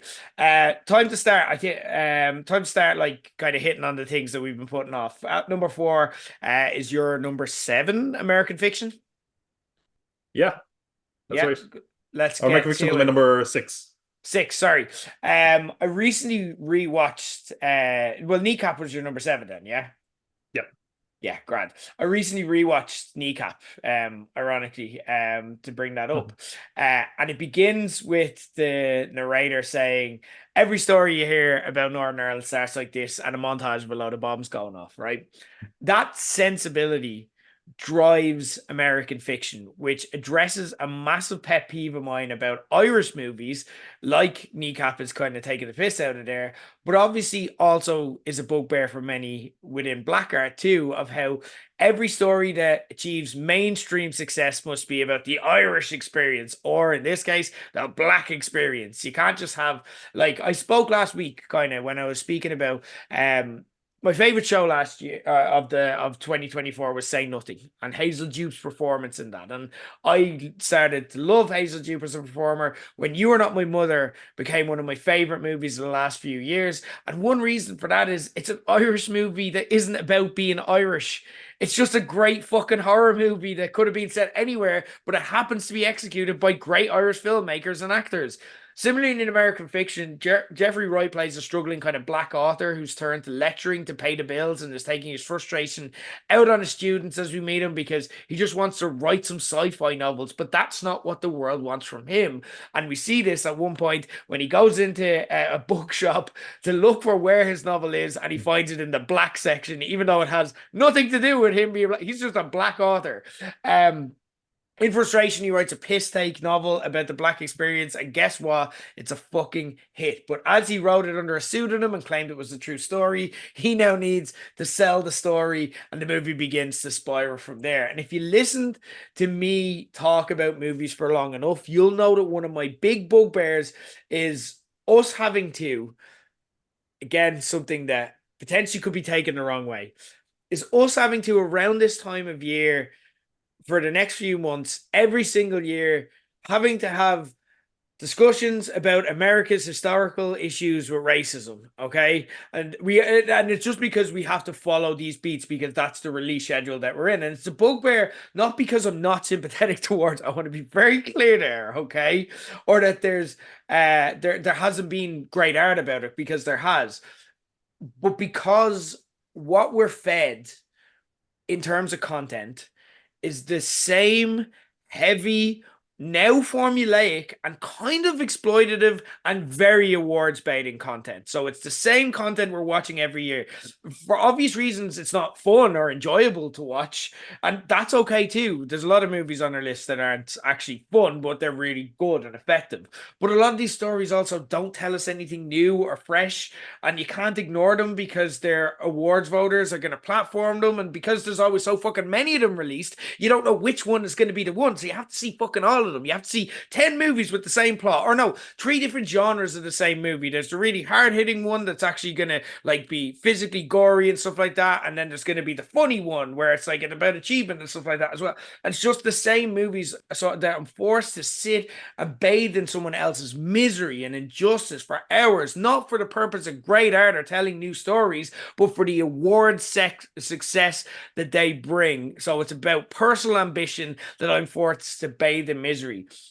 All of that is what made American fiction such a fucking joy and a relief to watch. Because, yes, it is a story about racism, injustice, and misery on one hand. And it's one that isn't afraid to say the quiet part loud to the point that I had a really fun time watching this in Lighthouse because there was a lot of jokes. There was a 95%, probably more, white screening, and it was fascinating because there were so many jokes where everyone's like, "Are we allowed to laugh at that?" Like that come close to the bone.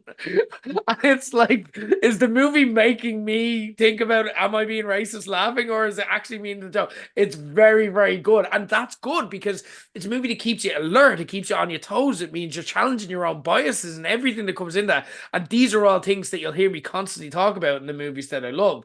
It's a really funny movie. It's also a really easy watch, but it also tells a new story about race that feels current and relevant to this day. And I'm like, yes, again, said it at the start. One of the teams you're going to see in my top 10 is telling old stories in new ways. And that's exactly what this does. I also fucking loved Jeffrey Wright getting to show his comic chops here, as he's someone who very much got typecast into the Jeffrey Wright role. And this shows there's so much more in the locker from him. And I can't wait to see him diversify that as well, because I think he's got more, even more to offer. The movie's ethos as well is one that I admire, and it just makes it very easy. I'm not putting it here because of this, but it makes it very easy for me to feel good about putting it here.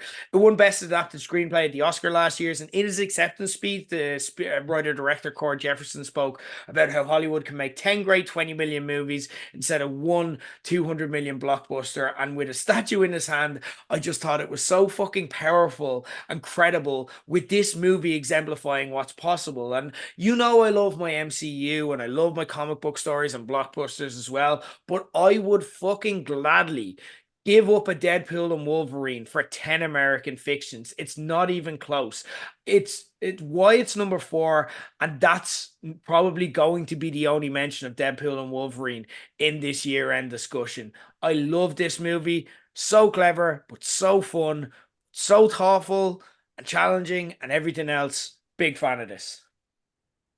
Yeah, I mean, I can only echo what you said, really. This is one where I actually saw like an ad for it. I have like a Fire Stick and it's on Amazon at the moment if anyone does want to check it out. And I saw it pop up again. I was like, oh, I have to watch that again. That was awesome. That was definitely a highlight of the year. And again, it does play with the way you're talking about kind of the idea of race and media, especially when it comes to film and awards. It's interesting because I'd heard buzz about this at the end of last year.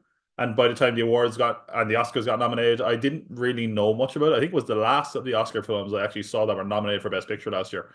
And when you hear someone go, yeah, it's a black story nominated for Best Picture, you go, I kind of know what this is because we've been programmed to think what it is because we get the same, as you were saying, stories kind of over and over again.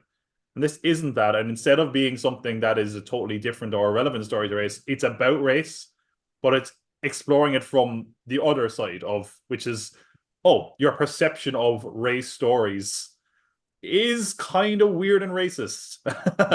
In the, and also the fact that you're often placating to those ideas, is also kind of racist in itself.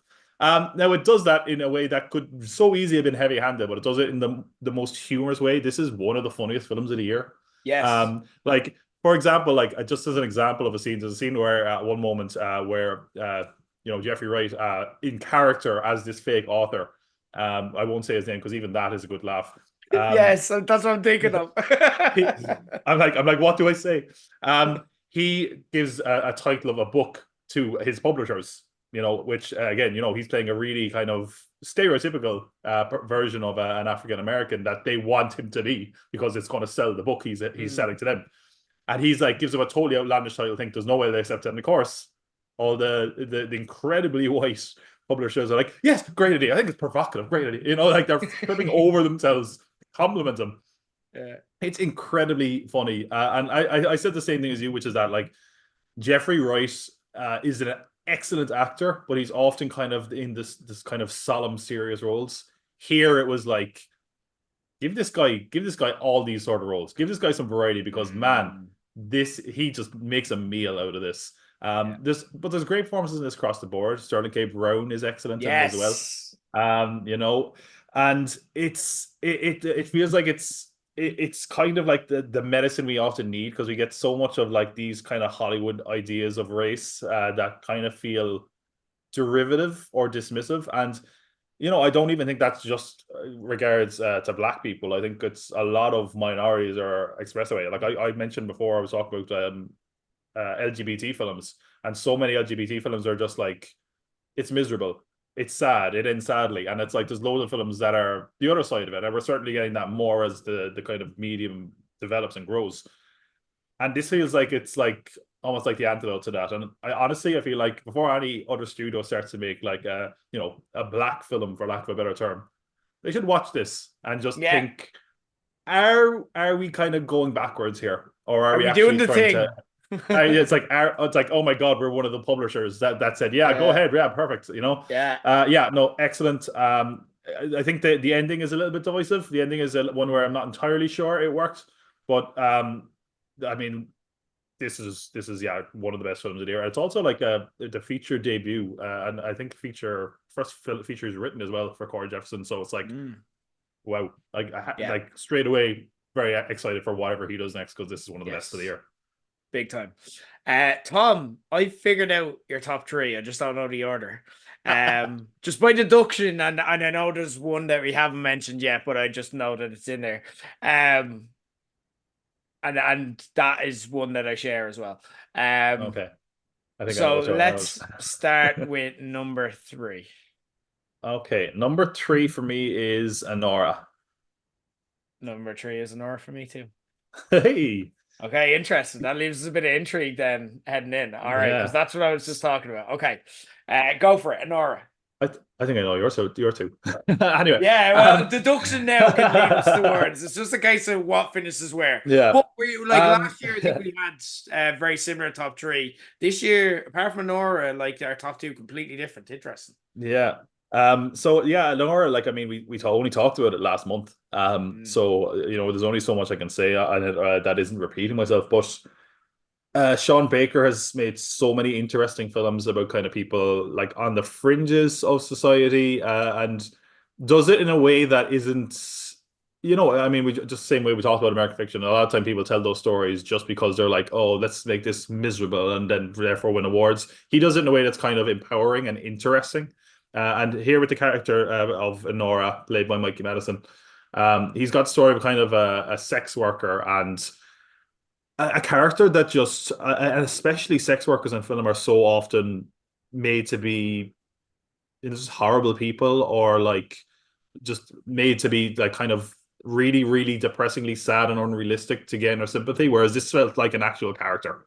And the character of Honora is who is just incredibly like like a really strong character, both physically and mentally. And it's a film that when you hear all that, you think very easily could be too serious or dramatic, but it's also incredibly funny.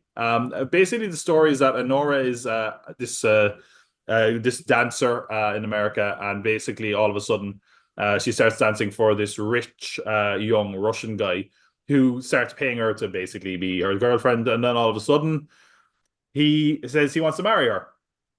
And then the story kind of escalates from there because it's a question of how does this guy have all his money? Who's he connected to?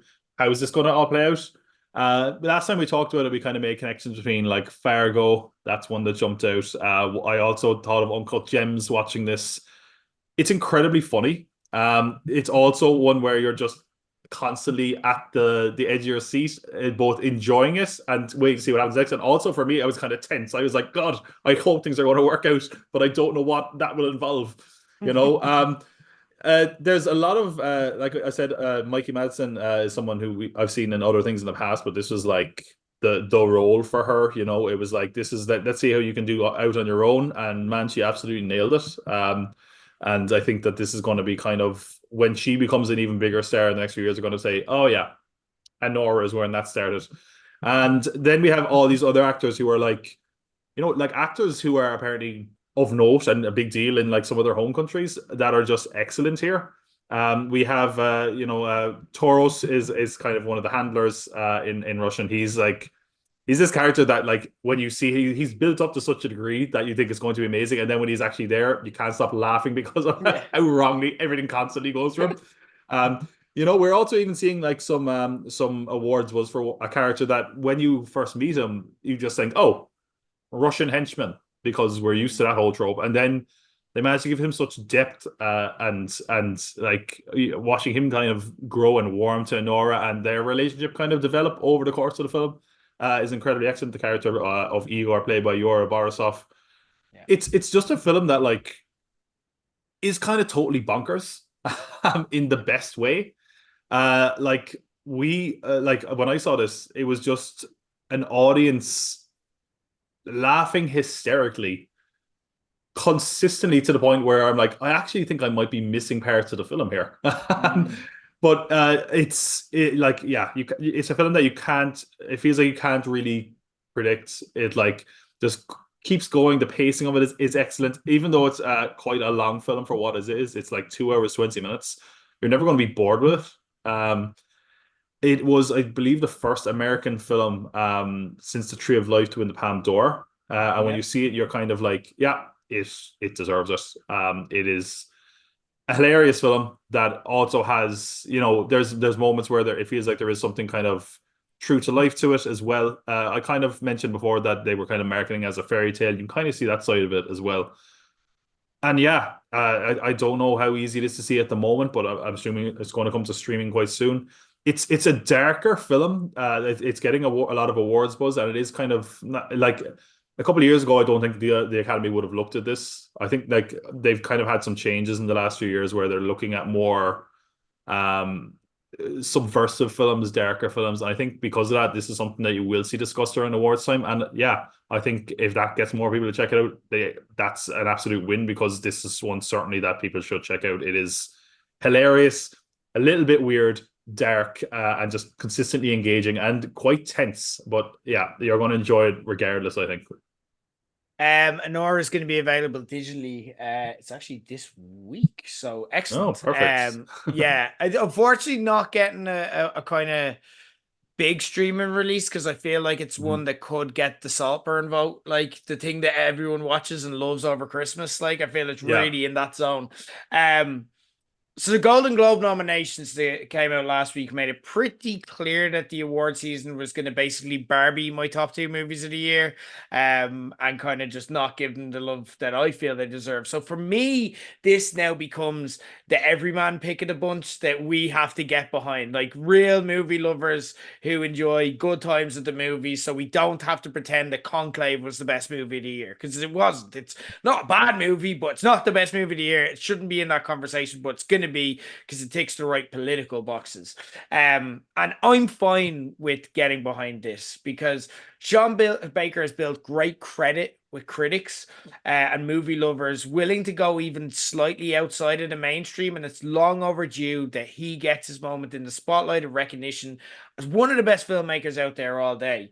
And a common theme you might have noticed in this movie, and you continue to notice, is that movies have to make time for fun to be considered great, but also have a message and a voice, and that's right up my alley in general. So it's no surprise I'm a big fan of Baker's.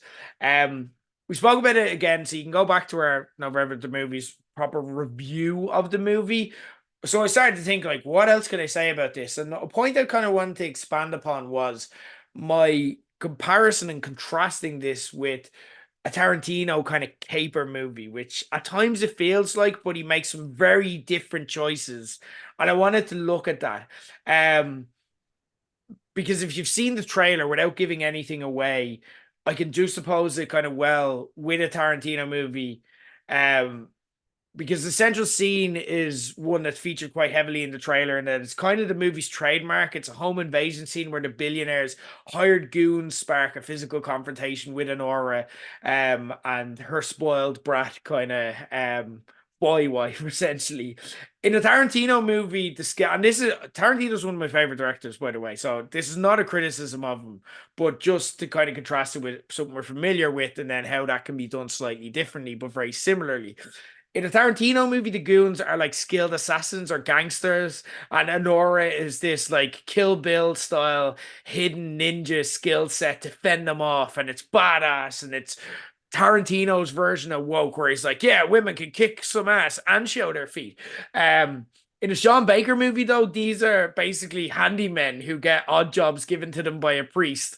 And they arrive, like you say, that we say, oh, the goons are here, but it's like, no, they've never done this before. They don't know how to do this, I and mean, they aren't one of them qualified. basically like one of them basically like gets injured almost straight away, and then is like that for the rest of the film. They're You're like, not oh, it's constantly qualified. They're not. pathetic. It's like it's difficult to kidnap someone who doesn't want to be kidnapped. And Honora is well used to kind of fending off kind of the ill-intended advances of men, and she has a scrappiness that they just don't have from growing up in her world. And with both director sensibilities, both are played for laughs, but for different reasons. Where Tarantino's instincts are to kind of provide catharsis for the teenage boy who grew up obsessing over cool samurai movies, Baker kind of allows the humanity to drive the actions and the consequences of everything that happens. And that's what starts to elevate this as you kind of go through the movie, and you're like, this is something more. But the movie doesn't reveal its hand until the very end, and it's like, but it sneakily is more than it's kind of letting on. There's substance here where you don't think of it for much of it, and that's what makes this say a movie that could have easily been an honorable mention and a fun movie we really enjoyed, to one that could win at least one of, if not multiple, Best Picture, Director, Original Screenplay, Best Actress for Mikey Madsen. Yura Borisov could get Best Supporting. I'd be surprised if it wasn't nominated for all of them. And there's a world where it gets enough momentum that it gets all of them. Or there's another world where it gets too much momentum, burns out, and then gets snubbed as well. But it deserves to be in that mix.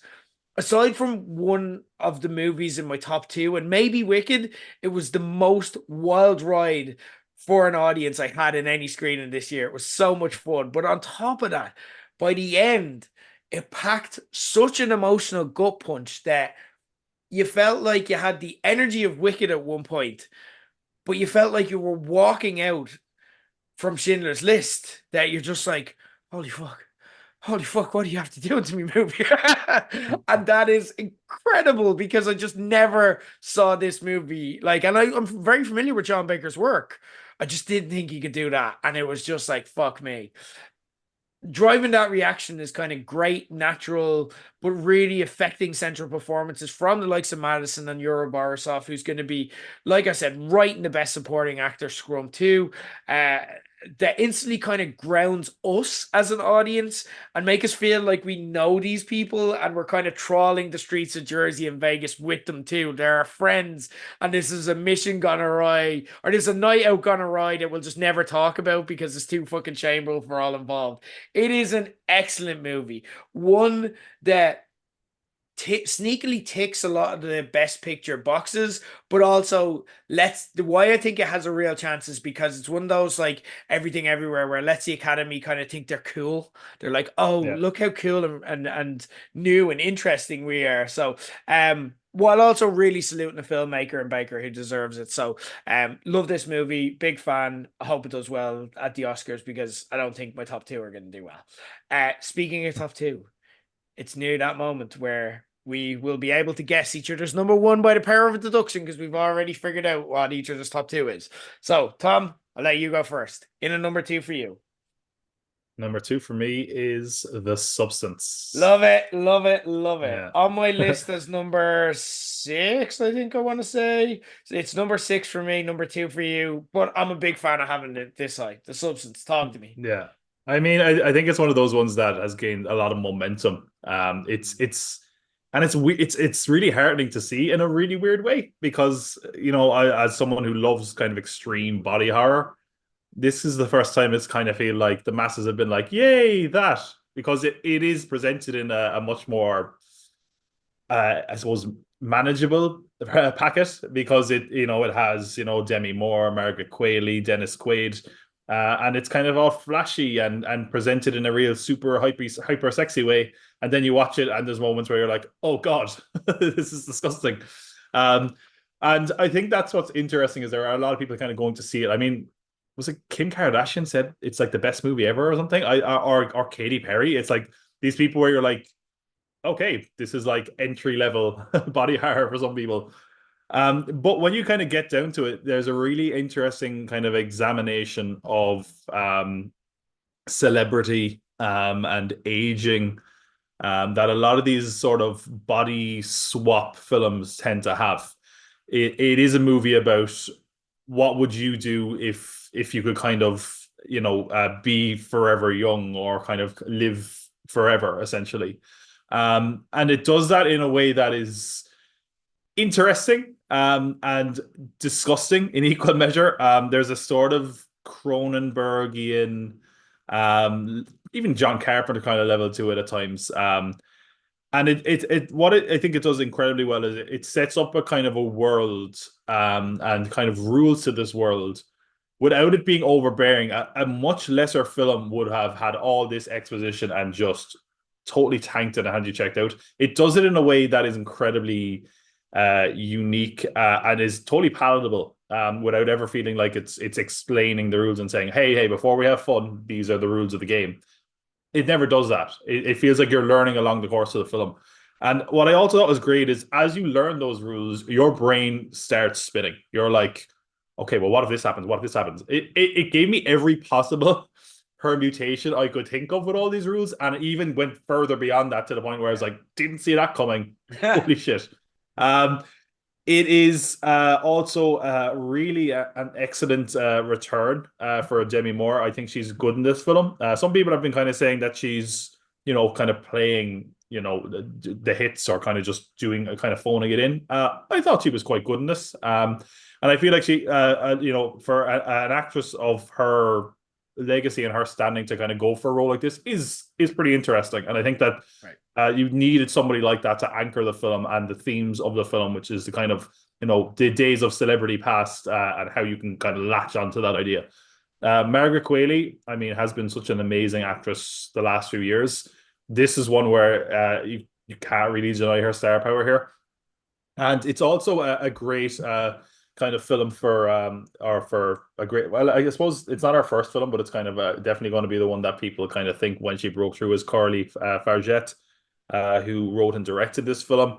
And it's a film that puts femininity and sexuality front and center. And it even does it in a way that a lot of people were like, oh, this is very male gazy, but it's directed by a woman and it's male gazy because that's the point. There's a whole kind of separate theme here about the media and its depiction of women and us yearning for, oh, we need, the sexiest person. Oh, you're not attractive anymore. Get out there. I mean, and I think even going for someone like a Demi Moore is why this film totally understood the assignment, because Demi Moore is someone who, at the height of her fame, it was like, oh, look how sexy. I mean, she was in a movie called Striptease, and the poster was literally just her, pretty much naked. And as soon as, she got to a certain age, it was like, well, who's the new young sexy person? And she kind of got pushed to the wayside. And this is kind of like, well, you were wrong to do it because this is kind of the other side of it. I mean, any movie that can get me to like Dennis Quaid is doing a good job, but he is kind of the surrogate male character that is, totally pig-headed and horrible and sexist. without ever kind of explicitly saying it. It's kind of like all the people that are like, "Oh, I'm an ally of this," and then you're like, "Hmm, are you though?" There's also like again, the movie totally understood that because there's a lot of shots in this that are played for comedy. Of like it's like, oh, and here's our new star, and it's the most like hollow-eyed, horrible male characters that are just like, oh yeah, and it's like, oh, I'm so glad we can't hear their thoughts because they're saying it all in their face. Yeah. It's gross. It's also funny at times. It is dark, a dark sci-fi kind of film. I will say it goes on a little bit too long. And the ending is good. Is at a point where some people are just going to lose like focus. They're like, wow, I was with it until we got to the end, and then it just went totally bonkers. That's all part of the fun. I would say, as far as cinematic experiences I've had this year, this was probably the most fun. Not necessarily because the Mm. audience was so incredibly engaged, but it was one of those films. And I think this is something that body horror and extreme body horror does so well. I remember like Titan or what Titan, whatever, however you pronounce that. Yes. A couple of years ago, I that was my favorite cinematic experience that year because like you could literally feel the audience changing every different emotion. This kind of got me to Yes. that as well, where it was like, oh, and then laughs, and then like, oh, like really kind of gripping you. And then by the end, and I said this at the time, the person behind me, God bless them, at one point they said, I'm starting to feel nauseous, which is exactly what you want to hear the person directly behind you in a cinema say. Um, and then about I just 10 don't minutes want later, enough they tension with what was in front of I you. know. I was like, I'm at the edge of my seat now because I might have to very quickly stand up. And then 10 minutes later, they just said, it keeps getting worse. Which I was like, that is fair. But it's just a roller coaster of a movie. And I think that's why it's such a kind of entry level extreme film for a lot of people and why it's doing so well. And I think hopefully this is going to lead to people say, and we just mentioned Cord Jefferson saying, spend a small bit of money on a load of small films. This movie had a budget of I think it was $18 million, and it's gone on to It's make unreal. 70 million. Yeah. Yeah. It is the biggest film movie I've ever put out, and people just need to keep taking risks like this because they can pay off when you put it in capable hands that understand what they're doing and have a clear vision, and that's what this is. So yeah, it's not going to be for everyone, but I think you should at least give it a chance and check it out and see if it is for you. Because I think if you don't, you're kind of doing yourself a disservice. Yeah. It the substance is gross but engrossing. It is I think at the time I called it if David Cronenberg fucked the Elephant Man. It is insane. It's a fucking wild ride. It is instantly iconic. It's something that made me so happy to see Demi Moore finally get a Best Actress nomination. Um in the Golden Globes. She's never got an Oscar nomination before, and she's an absolute powerhouse in this. I thought she fucking nailed it, and it's the closest to her that kind of made the list for me. It's fantastic. It's probably not one to watch during your kind of Christmas Day food coma. You watch it in the kind of the scrum of Christmas, like, because yeah, it's a lot. It's basically Face Off if basically Face Off was encompassed kind of the vanity and self-worth of a kind of aging actress with some of the most gruesome body horror you're ever going to experience in movie.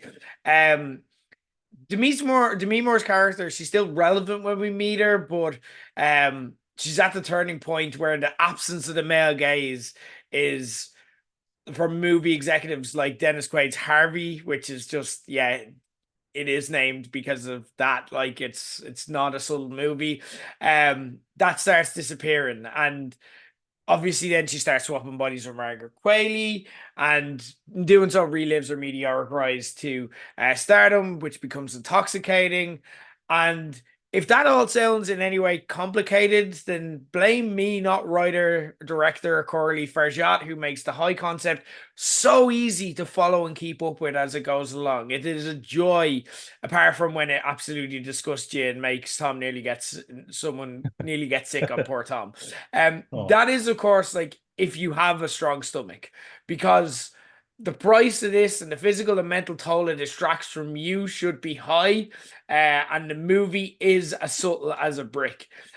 Because Varjat is not interested in telling you about the pressures and the cost, just about the pressures and the cost of fame on young, beautiful women.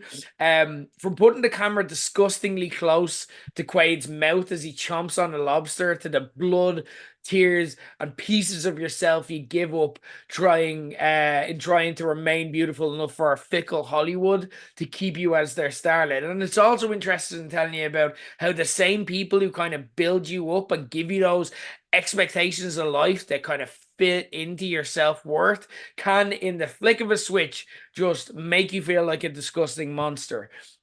And when you get sci-fi thrillers or horrors like these that reach above the parapet into my top 10, it's because they operate on multiple levels, as physically provocative, engaging on a character level, while also leaving you thinking about its concept and meaning for weeks afterwards, months in this case. Kurjat and the central performances by Moore and Quayle not only succeed in doing so, they do it masterfully. The substance not only has substance, it has a style, it has a swagger, and it has a confidence that makes it such a fucking breathtaking experience.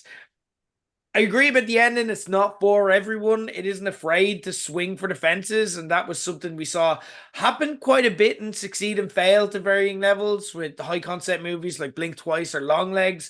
And it isn't for everyone, but for me, I fucking loved it. I thought it fit in perfectly with the metaphor the movie was trying to tell. I thought it's an astounding achievement by all involved, and I think the stars might align for Demi Moore to get. I think she's getting a nomination. I think the Golden Globes wrap that up, but I feel good. I feel good about this. Mm. It's a stacked category this year, but I feel really good about it, and I think she deserves it. She's absolutely nailed it here. It's fantastic.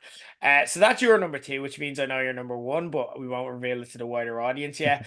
My top two movies are two genuine all-timers. I needed to rewatch them recently just to make sure that I was okay with them, and I'm comfortable as we go into it. My number two is Kneecap.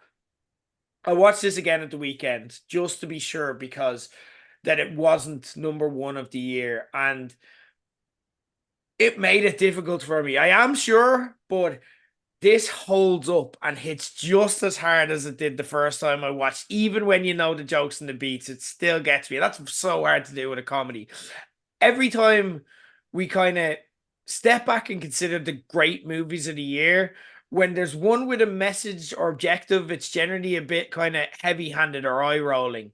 This has a very clear objective of make Irish cool, but it is never anything less than fully authentic and fucking hilarious along the way. And that's because it's so phenomenally told by writer-director Rich Pepiat, who doesn't have the largest CV, but a large part of that is because he's devoted so much of his life to Kneecap. And for example, the scene where they do their first recording but end up off their face on drugs, it's actually a recreation of his first meeting with the band. That's how in it he is.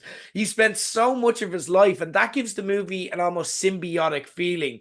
He's essentially writing for the guys to read back their life story, but he's essentially an unofficial member of the band, so he's probably better placed as a writer to give their story and narrative trajectory, but it all feels as one.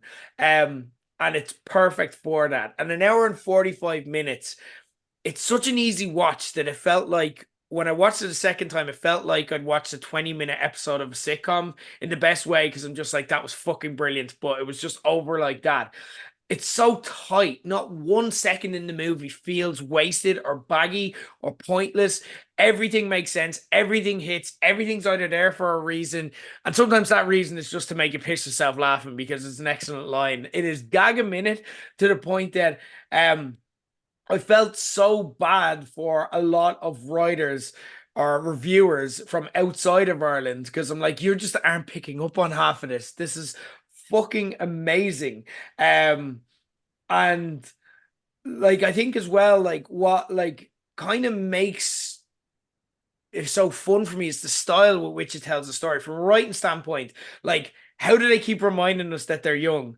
Because they're like, what the fuck is a dodo? Abby, what? You know what I mean? Just little references that just tell us so much about the characters. All while in doing that, they pay brilliant homage to kind of the classics, like, you know, the fucking radical Republicans against drugs are the People's Front of Judea. Do you know what I mean? That's what they're doing there. They're playing the hits, but they're kind of making a joke. They make it so easy to follow along with the Irish subtitles, with like funny stuff like knobs being drawn in them and stuff like that. So funny, so immature, but also so fresh, and also again, it just follows the brief of making Irish cool.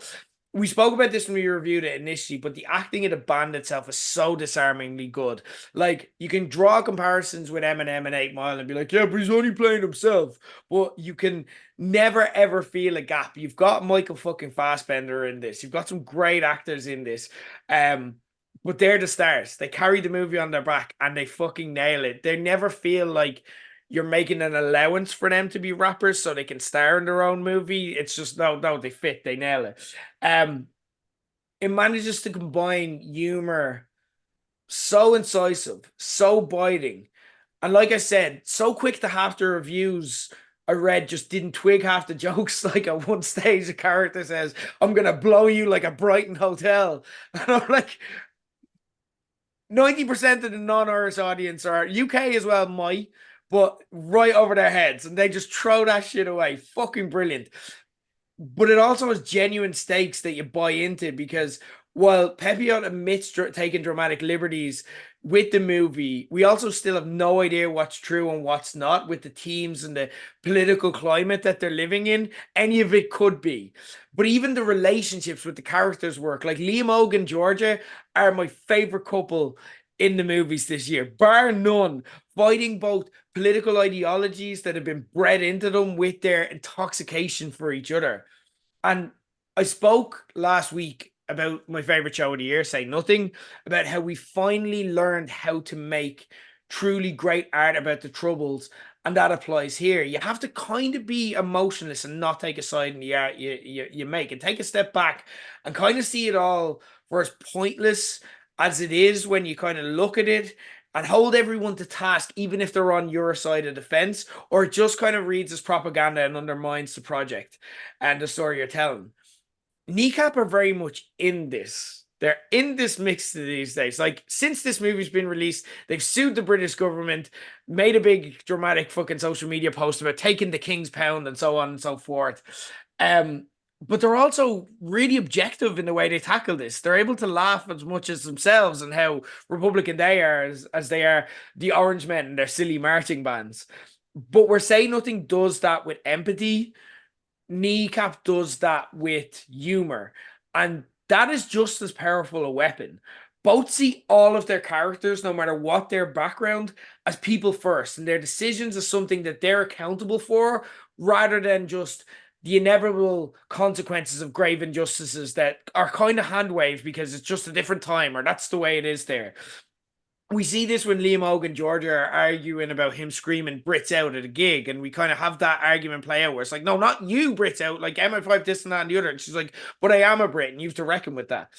It's not going to get an Oscar nomination for one of the big awards, so I think it could cause waves for either international or one of the musical categories, and that tells a story of the Academy's snobbery towards genres like comedy or horror.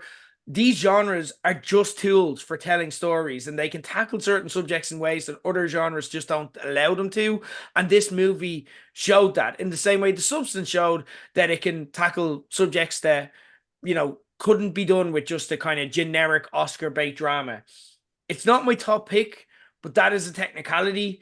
This may be the movie that I rewatch most from this year, and it instantly went, like I said, on my all-timer list. It's fantastic. I love Kneecap. Yeah, I'm trying not to be annoyed at Kneecap right now because about an hour before we started recording, they cancelled me seeing them on Thursday for about 2 months. Oh no! Yeah, unfortunately. But hey, I'll get to see them in February. Yeah, this was I mean, in a year where we had such boring vanilla music biopics for Amy Winehouse or for Bob Marley, this was like the breath of life to remind me, like, yeah, this you can do right by this genre. It is just bursting with creative energy, and just really like a film that like feels like it has so many things against it that all worked. Like, again, casting the band as themselves. And again, it's not like this is like, even like putting Eminem in a film, it's like Eminem is fucking Eminem. Kneecap, it's like, if you're in Ireland, you might know them. Now it's like everyone knows Kneecap. I can see them like selling out gigs like all around the world right now. Yeah. And it's like putting them in a film, man, did it pay off, because they absolutely nail it. They all have such great like timing comedically. And I'm glad you said you rewatched it and held up, because that honestly was one of my concerns. I was like, man, I'm almost afraid to watch this again, because is it going to hold up to a second viewing? So much so that I was actually like, I won't watch it again now. I know it's on Amazon. I'm going to take a break because I want to forget everything to see if it's still going to hold up with fresh eyes. And I have to say, I can already tell it's going to, because I'm already just talking about it now, thinking about it over the last like few months since I saw it first. Like it's going to stand the test of time. It's an excellent like comedy that also feels like it has more to say about the situation in Northern Ireland, about, in a really cliched way, the idea of following your dreams, but really more about creating your art and being true to yourself and expressing yourself through art.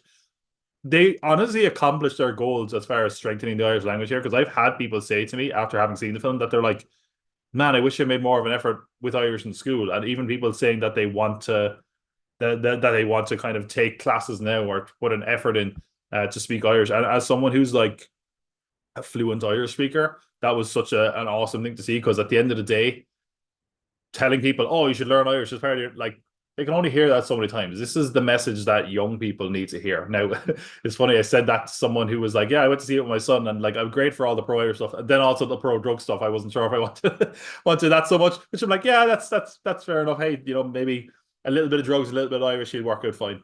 Uh, but like, it's a film that like is incredibly well done. It's so easy to, we get a lot of kind of low budget Irish comedies at times, and there's times where you sometimes you have to kind of give them the soft endorsements. Like sometimes you're like, oh, it's great, an Irish film doing well, or oh man, that's comedy. And again, we even talked about this a minute ago, where sometimes things are very Irish.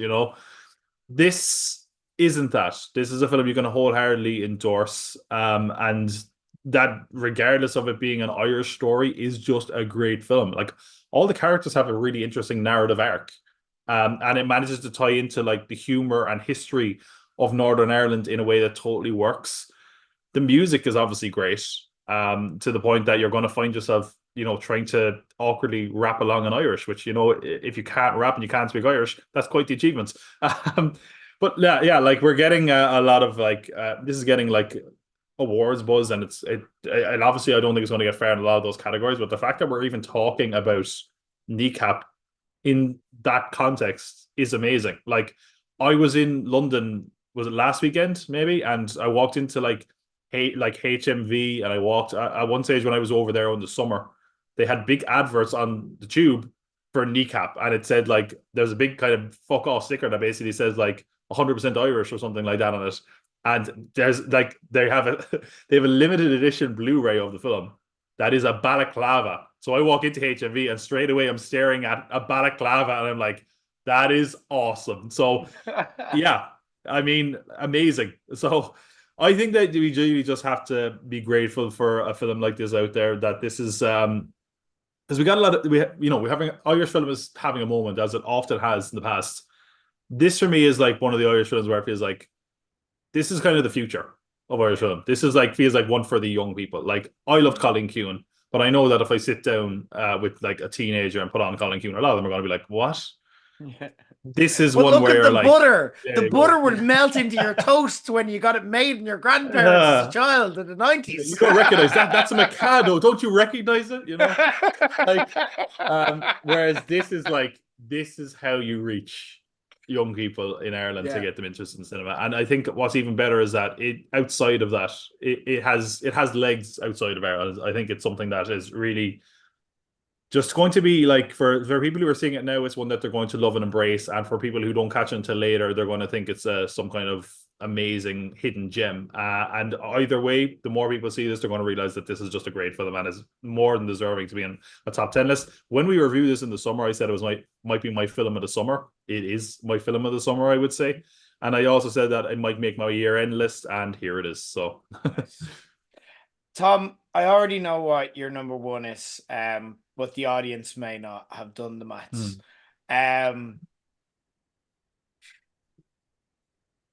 I want to just give my quick thoughts on it first, just because I want you to dispel my thoughts and Okay. explain to me why it is. But I might not be able to do you're that, but try my best. it's your reveal, so tell the audience what your number one movie of the year is. Four things. Okay. Poor Things. It's not that I didn't like Poor Things. Poor Things was something that I wrestled with having it on my list, and I'm like, Tom's definitely gonna have it, so it's grand. We'll still talk about it. For me, where Poor Things, why Poor Things isn't on my list. I love this movie, and you're gonna give the reasons why. So I don't think I'm gonna do better than that. So I'm gonna leave that to you. Okay. So this is not a criticism of Poor Things. Okay.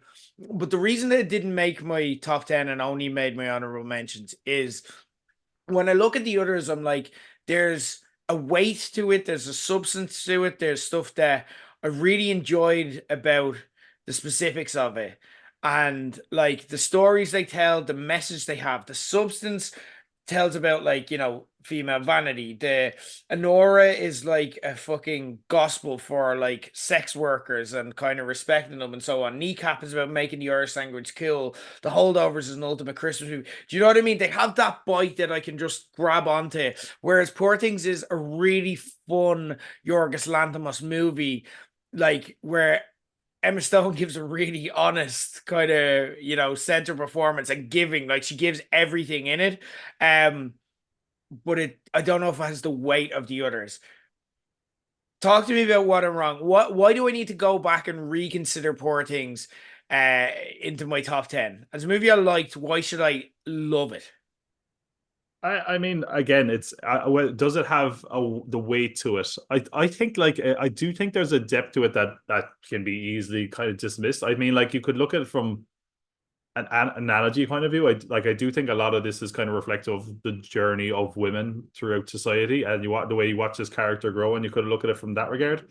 I mean, basically, it's a film about women discovering their autonomy. Like if you watch it that way, so you could view it a lot that way. I do think, like again, is it the most accessible way of telling that story? Probably not. Is the message kind of lost in the way that story is told? Probably. I actually last year when I mentioned that I had a few films that I admitted from my list because we had I've seen things at film festivals where they weren't released. This was my number one when I did my top 10 on my YouTube channel, and I kind of battled about whether or not it'd be my number one here. But eventually, it kind of won out because I think there's too much good here for it not to be incredibly high. And when it really came down to it, it kind of surpassed a lot of other ones. I also mentioned how sometimes a film just feels like it hits all the right spots for you. Frankenstein is one of my favorite books. I love kind of old school horror. I mean, it's also has a real strange sense of humor to it, a dark sense of humor to it. That all ticks every box for me. That I really that made it just one that I was going to enjoy. Um, it is possibly my favorite Yorgos Lanthimos film. It's weird because one of his other films this year, Kinds of Kindness, I thought was incredibly disappointing. I think this is him at his best. You have Emma Stone giving a performance that really is amazing. It's a performance that I think it's probably every actor's dream, a role like this, because you get to develop as the movie goes and therefore give a bit of variety in your performance. And I think that's pretty much nailed by Emma Stone here. Like she manages to show her comedic sensibilities. She gets to be a bit dramatic. She gets to play the character as incredibly innocent and the character as incredibly intellectual as develops. And there is kind of things that will make you, question the morality of the film at times. I know there was a big debate about that, about kind of the age the character is, because again, this is a Frankenstein story, and basically it's that this fully grown woman is given the child or given the brain of a child. So there you kind of come at it from that point of view. But I think regardless of that, there is a story in here that is at times, emotional. Generally, it's more comedic and dark. But there are moments where, just the sheer beauty of the idea of a person discovering the world around them is something really, really interesting and beautiful to watch. I also think that, like, from a creative point of view, there's so much to like in this. I thought the set design, the costuming was just gorgeous. The cinematography, I thought was amazing. The score again, like for something that is so wonderfully weird and the score is so odd, I thought it was really good. Like even now, I don't even know what instrument it is. It's just stuck in my head. It's like a weird piano. It's like dung dung dung. You know what? The fact that you can make something like that work, there's a sign that they did something right. We also have like I mentioned Emma Stone. Like Willem Dafoe is always great. I love him in this because every character in this is like it's almost like they're playing a serious role, and then all of a sudden someone hits a switch and they say something so outlandish and hilarious. Like sometimes he'll be like saying something really serious, and then he'll just say something crazy, and you're like, okay, it's getting me to laugh. Um, Mark Ruffalo, like you Nailed it. sometimes Stole it. but that's it. Like sometimes we're so used to like Mark Ruffalo has been in the MCU for ages, and I know he's done other roles since then, but it was kind of almost like, oh yeah, forgot Mark Ruffalo had the sauce. Like Mark Ruffalo here is hilarious. Like that character is just one of my favorite characters. Yeah. Like in cinema this year, just this pompous kind of oafish man that thinks he's so stylish and classy and in charge of things. Every scene he's in, I was bursting myself laughing. Yeah, like I said at the time, I think it's one of the funniest films of the year. But it backs that by having a really kind of dark sensibility to it. There's a whole kind of section of the movie that's about like reflecting on other people's journeys and their suffering and that kind of thing. So I think it's a film that like the more we analyze it, the more we kind of go back to it. I think there is more depth to it than it would initially appear. Because on the surface, it's a Frankenstein story with Emma Stone, and you know when this came out, a lot of the talk was just, "Hey, oh my God, you won't believe there's so much sex and nudity and blah, blah, blah." And that suits the film, I think. Like it's needed to tell the story they're telling. I think it's just one that very easily could be kind of dismissed. I'm glad to see it had the success that it did this year. It's just an incredibly stylish, surreal, strange film. And all those things together just means I was predisposed to liking it straight away. Again, would it be my number one if I thought about it more? Possibly not, because again, it was my number one last year, basically, when I did my YouTube list. Yeah. So it's been in my head for a long time. But when I really rearranged them, I was like, I think I just have a soft spot for this film, and I don't see that going away. Maybe in a couple of years I'll change my mind, but this is kind of like this is one of those movies where I'm like, I think this is going to be one of my favorite films, full stop. I just have that feeling from the moment I saw it, and it's still up there for me. So yeah, there it is. As soon as I said it earlier in my honorable mentions, I knew it was your number one because I know this is just like hit it. And the reason that I set it up that way wasn't doubt in your judgment of it. It was more, I want to see it as you see it. And I get it a bit more now. And now I want to give it a rewatch. And now I want to appreciate it through your eyes with that context. Do you know what I think it is for me? I think I figured out why I didn't like, and it's not against the movie in any way because I did really enjoy this movie, but it's not my favorite Yorgos Lanthimos movie. Like the favorite just blew me away because it was my first real like introduction to him, like on that scale, and kind of the fact like he was always known as kind of a silly kind of movie maker, but like the favorite is just like, oh, look what he can do with these kind of stories, like and maybe it's just in that shadow a little bit that kind of I'm like, it didn't live up to that, so I don't know how I can't. But like, yeah, it's a great movie. I really enjoyed it. I love Emma Stone's performance. I love what he can get from her. I love that relationship where you have an actor or an actress, and Mikey Madsen and Sean Baker I feel are going to have similar. I can see them being in a lot of movies together where you're like, you know, Uma Thurman and Quentin Tarantino, although I know that relationship became quite fraught, but like when they were at their peak, it was like he sees something in her and he can get something out of her that no one else can. There was just an innate trust, like that they couldn't that no matter what it is, they could get the both best out of each other and just trust their judgments. It was like Yeah, and that's really enjoyable to see, and we saw that was one of the strong points of Kinds of Kindness, which again I just feel didn't hit. That was more his death proof, where it was just you got a bit too indulgent there, Lanthimos, you know. But yeah, no, it's a really good movie, and I look forward to watching it again. My number one is Dune Part 2, and this isn't. I'm not saying this to you, but I feel that this is. We kind of said this at the time that it's like this is going to get forgotten about when it comes to award season because it's released in March. It was just too soon, but it just kneecap for a while made this a difficult decision for me. But then I went back and watched it ahead of Dune Prophecy, the eternally disappointing Dune Prophecy. Um, but I rewatched it and I'm like, fuck me.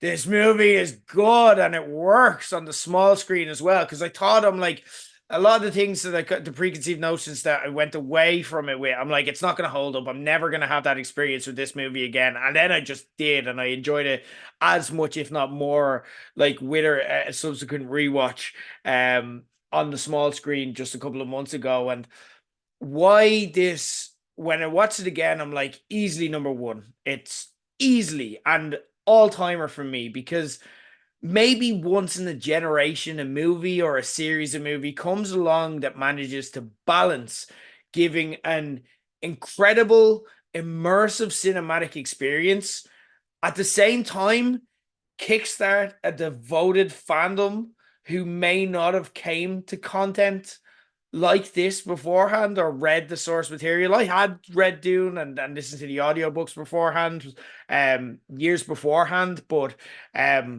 this just reignited all of that in me.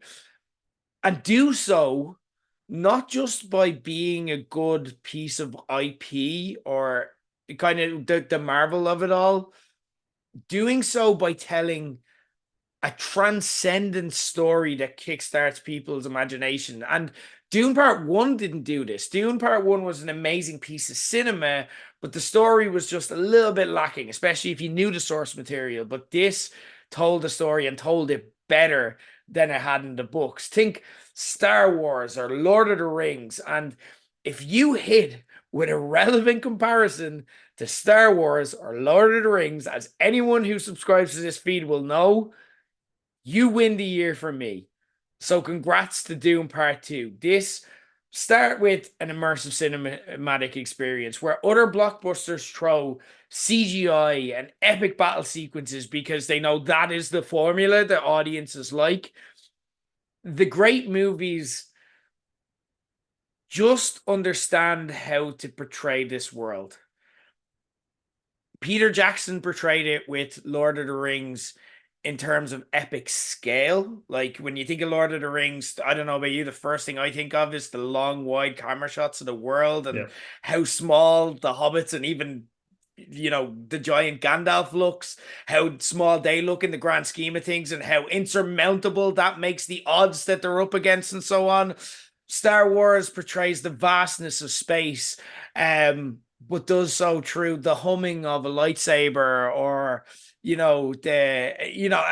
and the great directors who tell these transcendent stories understand the perhaps underappreciated aspect of this storytelling that makes the world hum in a way that captures our imagination. And Denis Villeneuve, while it is epic, while you get a lot of the same qualities that we love of these kind of all-time great cinematic experience stories, Denis Villeneuve gets that Dune, that even the great David Fincher couldn't adapt because it was considered unadaptable. He looked at this and goes, sound design. That is how you tell this story. It's a case of making the masses appreciate, like people who aren't cinephiles like us, you never say the word sound and design together, making them admire the underappreciated technical categories that usually they don't understand when they watch the Oscars. And he turns that into his main weapon in a star-studded multi-million-dollar movie that was a box office smash. It speaks to the confidence of him as a filmmaker and a true mastery of how to tell this story. How often has Dune flopped, like we said, as a property? Even this year with Dune Prophecy. I'm not saying it's a flop, but it does look like a cheap imitation. And it's a big budget HBO property. It's not cheap, but it looks like a cheap imitation. Villeneuve connects with and understands how this world looks and how it sounds in a way that only the likes of Jackson was able to realize with Lord of the Rings, or George Lucas with Star Wars, and so on and so forth. What makes Doom Part 2 a home run, though, is that it doesn't do it on easy mode. Part 1 was a bit more of a typical hero's journey, although it ends a lot more tragically than we're used to in that. And if anything, it undershot and missed out on a lot of Frank Herbert's source text, particularly the political intrigue and the tension that builds in the book. It tends to like fast forward through a lot of key plot points. The sequel, on the other hand, like, and this was what worried me going into the sequel, because remember, Denis Villeneuve did all those interviews where he's like, I wouldn't do dialogue if I didn't have to. You know what I mean? I was like, he's gonna get this wrong, but he nailed and enhances all of this. Paul is on more of a villain's journey here, and the fact that so many people walked away from that, not understanding that now this guy's a bad guy. And it's kind of ambiguous and instantly iconic, kind of Luke, I am your father moment. It's a slow burner, and it's definitely told character progression that ignites a spark of nerdom in people who may not usually be into that type of content. You're invested in the turn, though, because you're invested in Timothy Chalamet's performance of Paul. Consider that Chalamet is already, he's Timothy fucking Chalamet. I don't need to tell you who he is or what he's done, okay? He's an Oscar Darling nominated, like he's got the Oscar Darling nomination for Call Me By Your Name. He has his iconic family role for Willy Wonka. He's about to tick the legendary biopic box playing Bob Dylan, which is supposed to be great, by the way. But this is Chalamet's defining role, and it's because of the complexity he carries throughout the movie. But it's not just Chalamet, though. When you rewatch it, it's actually Zendaya who telegraphs what we need, and this only really hits on a rewatch. She's the one who telegraphs what we need to understand. She's the audience avatar. She is the one who tells this story and informs us how to feel about Paul in a way that allows Chalamet to play it with complexity, that lets people go, should I be celebrating as he goes running? Like, what do I do? Like, how do I feel? And it's only through her reactions that you're kind of pointed in a direction, but it's done again so deftly and subtly. But then you've got the likes of Javier Bardem was such a treat in this movie.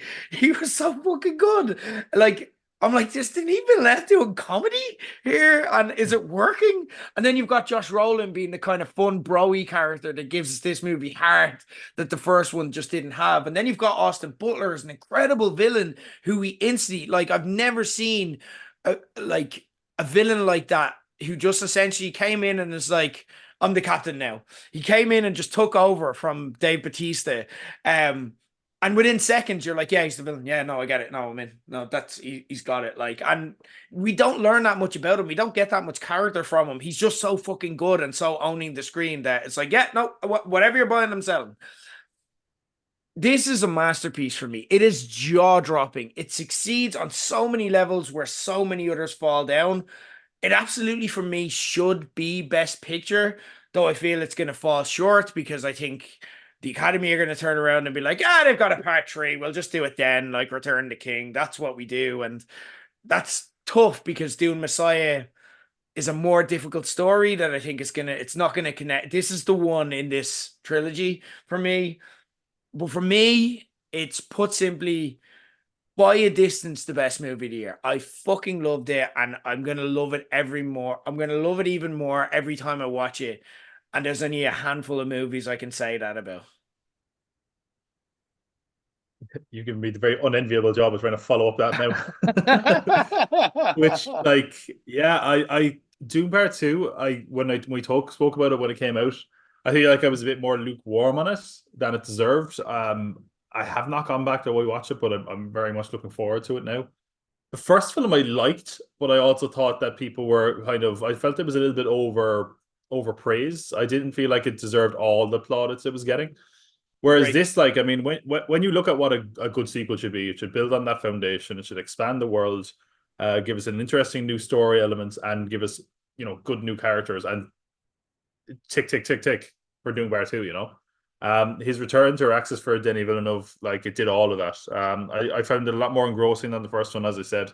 The scale of the world he's created is just amazing. Like, we talked about like sci-fi epics before. This is like the yardstick for that now. If you're making a sci-fi epic, and we talked about audiences' habits and how there's a lot of trends in Hollywood that people say are depressing, and it's like when you see how much a movie like this made, it's like we're okay. Like audiences are going for gripping epic stories like this that have adult characters and themes that aren't dumbing it down to the lowest common denominator. This is what good sci-fi should be. And it managed to do that with excellent performances. Obviously, the returning cast are all great. I didn't even mention Timothy Chalamet when I wrote my notes for this because I was like, yeah, of course, he's great. Zendaya though, like she's someone who like you constantly see her and you're like, yeah, cool. But then like she give a role like this and you're like, I get it.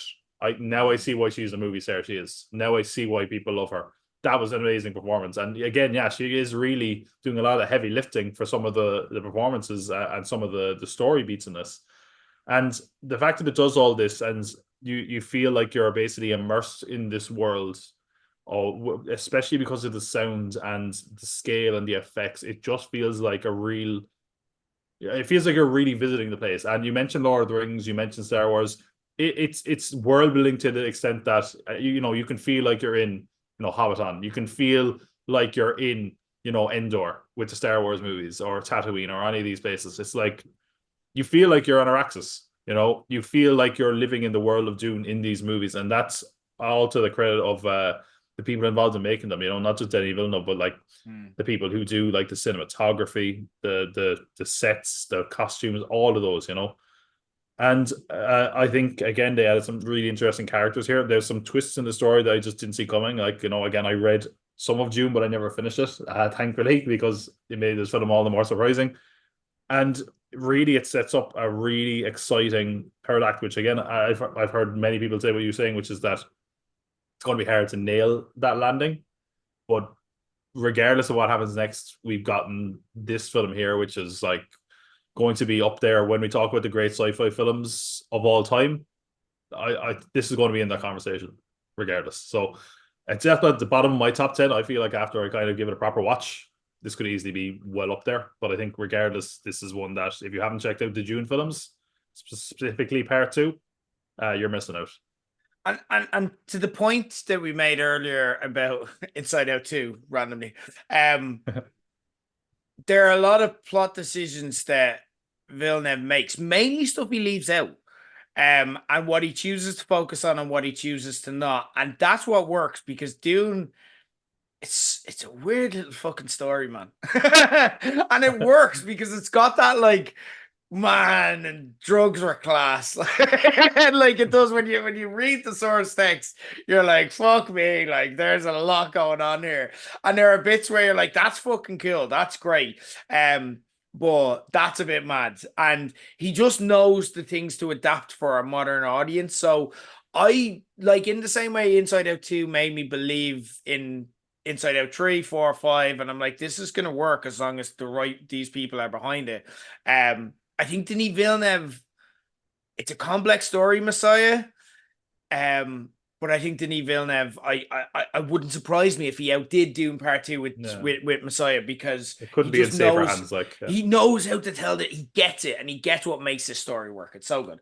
There you have it, guys. There are top 10. Get your own thoughts in on what should have made the list. What did we leave out? What did we just completely ignore? What did we forget about? What do we need to see? And again, yeah, get your own favorite movies in. Tom, usually at this point of the show, we kind of go into what movies you're looking forward to next month, but we're doing a year-end show, so we'll look at next year real quick because we've talked for a long ass time at this stage. So we'll give the audience a chance to listen to another podcast. Those of you legends who've stuck with us throughout all this. What movies next year are you looking forward to? But I will say I haven't really looked at like some of the smaller films. I've kind of just gone for blockbusters because a lot of time we don't really get an idea of that kind of landscape of the RT Award films until Sundance and those kind of festivals start rolling out. So there's actually 3 superhero films down. This is probably the most excited I've been for superhero cinema in quite some time. I'm not even sure if I really gravitating towards some of these. I'm hoping as hope they're good. We're seeing this like maybe a day or two before we get the Superman trailer from James Gunn. I just really want a good Superman movie because I Yeah. feels like it's been so long till we had something that got it, and hopefully it's in safe hands with James Gunn. Thunderbolts is probably one of the more interesting Marvel movies for me, just because I think the trailers have looked really good. And that asterisk, it's such a dumb marketing technique that they're like, oh, what's the asterisk stand for? That's not the proper title. And I'm like, God damn you. It's going to work. It's so manipulative, but it works. And in a similar way to Superman, I'm really hoping Fantastic Four gets its time to shine. There's so many things in this that I think could work. Outside of that, Mickey 17, Bong Joon-ho's film is like Yeah. right up there for me. That's like I think that was probably my most anticipated last year, and I kept getting Yeah, delayed. same. Um, um, beyond that, then I have like the Mission Impossible movies are I think have generally been incredibly exciting blockbusters. I'm interested to see how they end them. And then two other ones I've written down, and this is based mainly on how strong the trailer was last week. 28 years later, was like, ooh, okay, let's see how this goes. And then this is my wild card as far as films go. Trey Parker, who made South Park, has a film coming out with Kendrick Lamar. That Kendrick Lamar is involved in producing about a man who finds out his girlfriend owned slaves or owned his ancestors or something. And I was like, roll the dice on that one because anytime they make Okay. a film, I'm enjoying it. So yeah, that's again a very random grab bag of films. I have to do a deeper dive, which I normally do, but yeah, those are the ones that jumped out to me anyway. You've literally got like so much of my list as well. Yeah, Mickey 17, like the exact same thing. Like I had it this time last year, 28 years later off the trailer. Fuck me. Oh my God, it's coming. They've got it. They've got it right. It's going to be great. The Discourse movies, the ones you listed there, like, and then you've got Brave New World and Ironheart. I'm not saying I'm looking forward to the movies themselves, but just we'll have great conversations around them. We run a podcast, so even if they're shit, we'll get good content out of them. And there's a new Looney Tunes movie as well. Amazing. Yeah. I want to see if Looney Tunes still holds up. I want to see if kids get what Looney Tunes is, or if it's just like a bunch of us in the cinema just going, Yeah.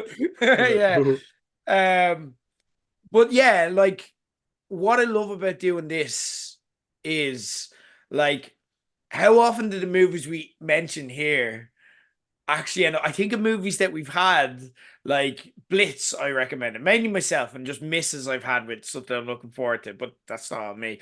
But like Blitz, his three daughters, which wasn't a bad movie, but just again never kind of I lived mean, up to yeah, it. And I then might one of my first podcasts I recommended. I was like, films that are going to do really well in awards. Cats. yeah, yeah, like and you buy in, and that's fine. We want these things to be good, and I think that's good for our viewer. Our viewer should want to enjoy movies, like because there's nothing worse than listening to someone who just wants to criticize them and shit on them. But what I love is how often did the movies we mentioned here actually end up in our year-end list? You know what I mean? How much do they get movie of Yeah, the month the next month? Because like, give me whatever the fucking next kneecap is that we've no yeah. idea is even being made right now about a band we've never fucking heard of or about a subject we know nothing about a director we've never heard of. That's why we love this show, and we can't wait to talk about it with you guys next year. And we'll be back in January to do just that. In the meantime, Tom, you have a busy time. You've taken a few hours out of your life, which I imagine you just don't have because there's so much going on over the Popcorn Pod right now. Yeah, I generally was actually editing a video there on my phone, or editing the posting about it while we were doing it.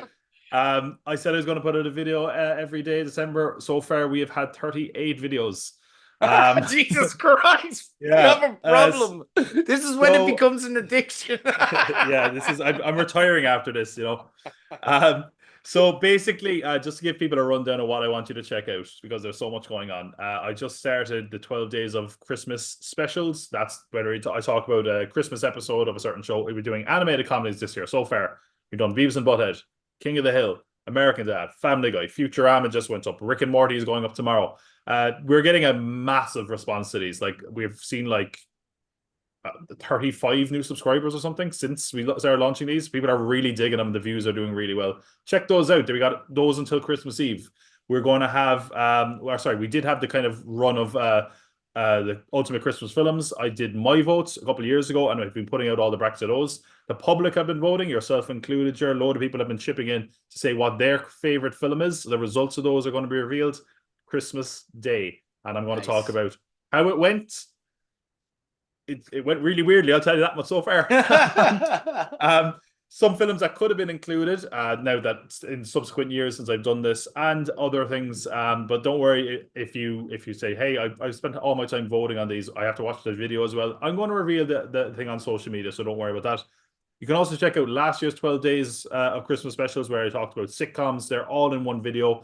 Tomorrow, I'm going to have a supercut of all my Home Alone reviews, which is 6 of the Home Alone movies. That's right, they made 6 of them, which have been really popular on our channel through the years. Aside from that, as soon as we get clear of Christmas, I'm going to talk about my biggest disappointments of the year, my biggest surprises of the year, the best, the worst, and what I'm most anticipated for, which what I've done here, it's going to be more contained because my brain is very fizzy at the moment with everything going on.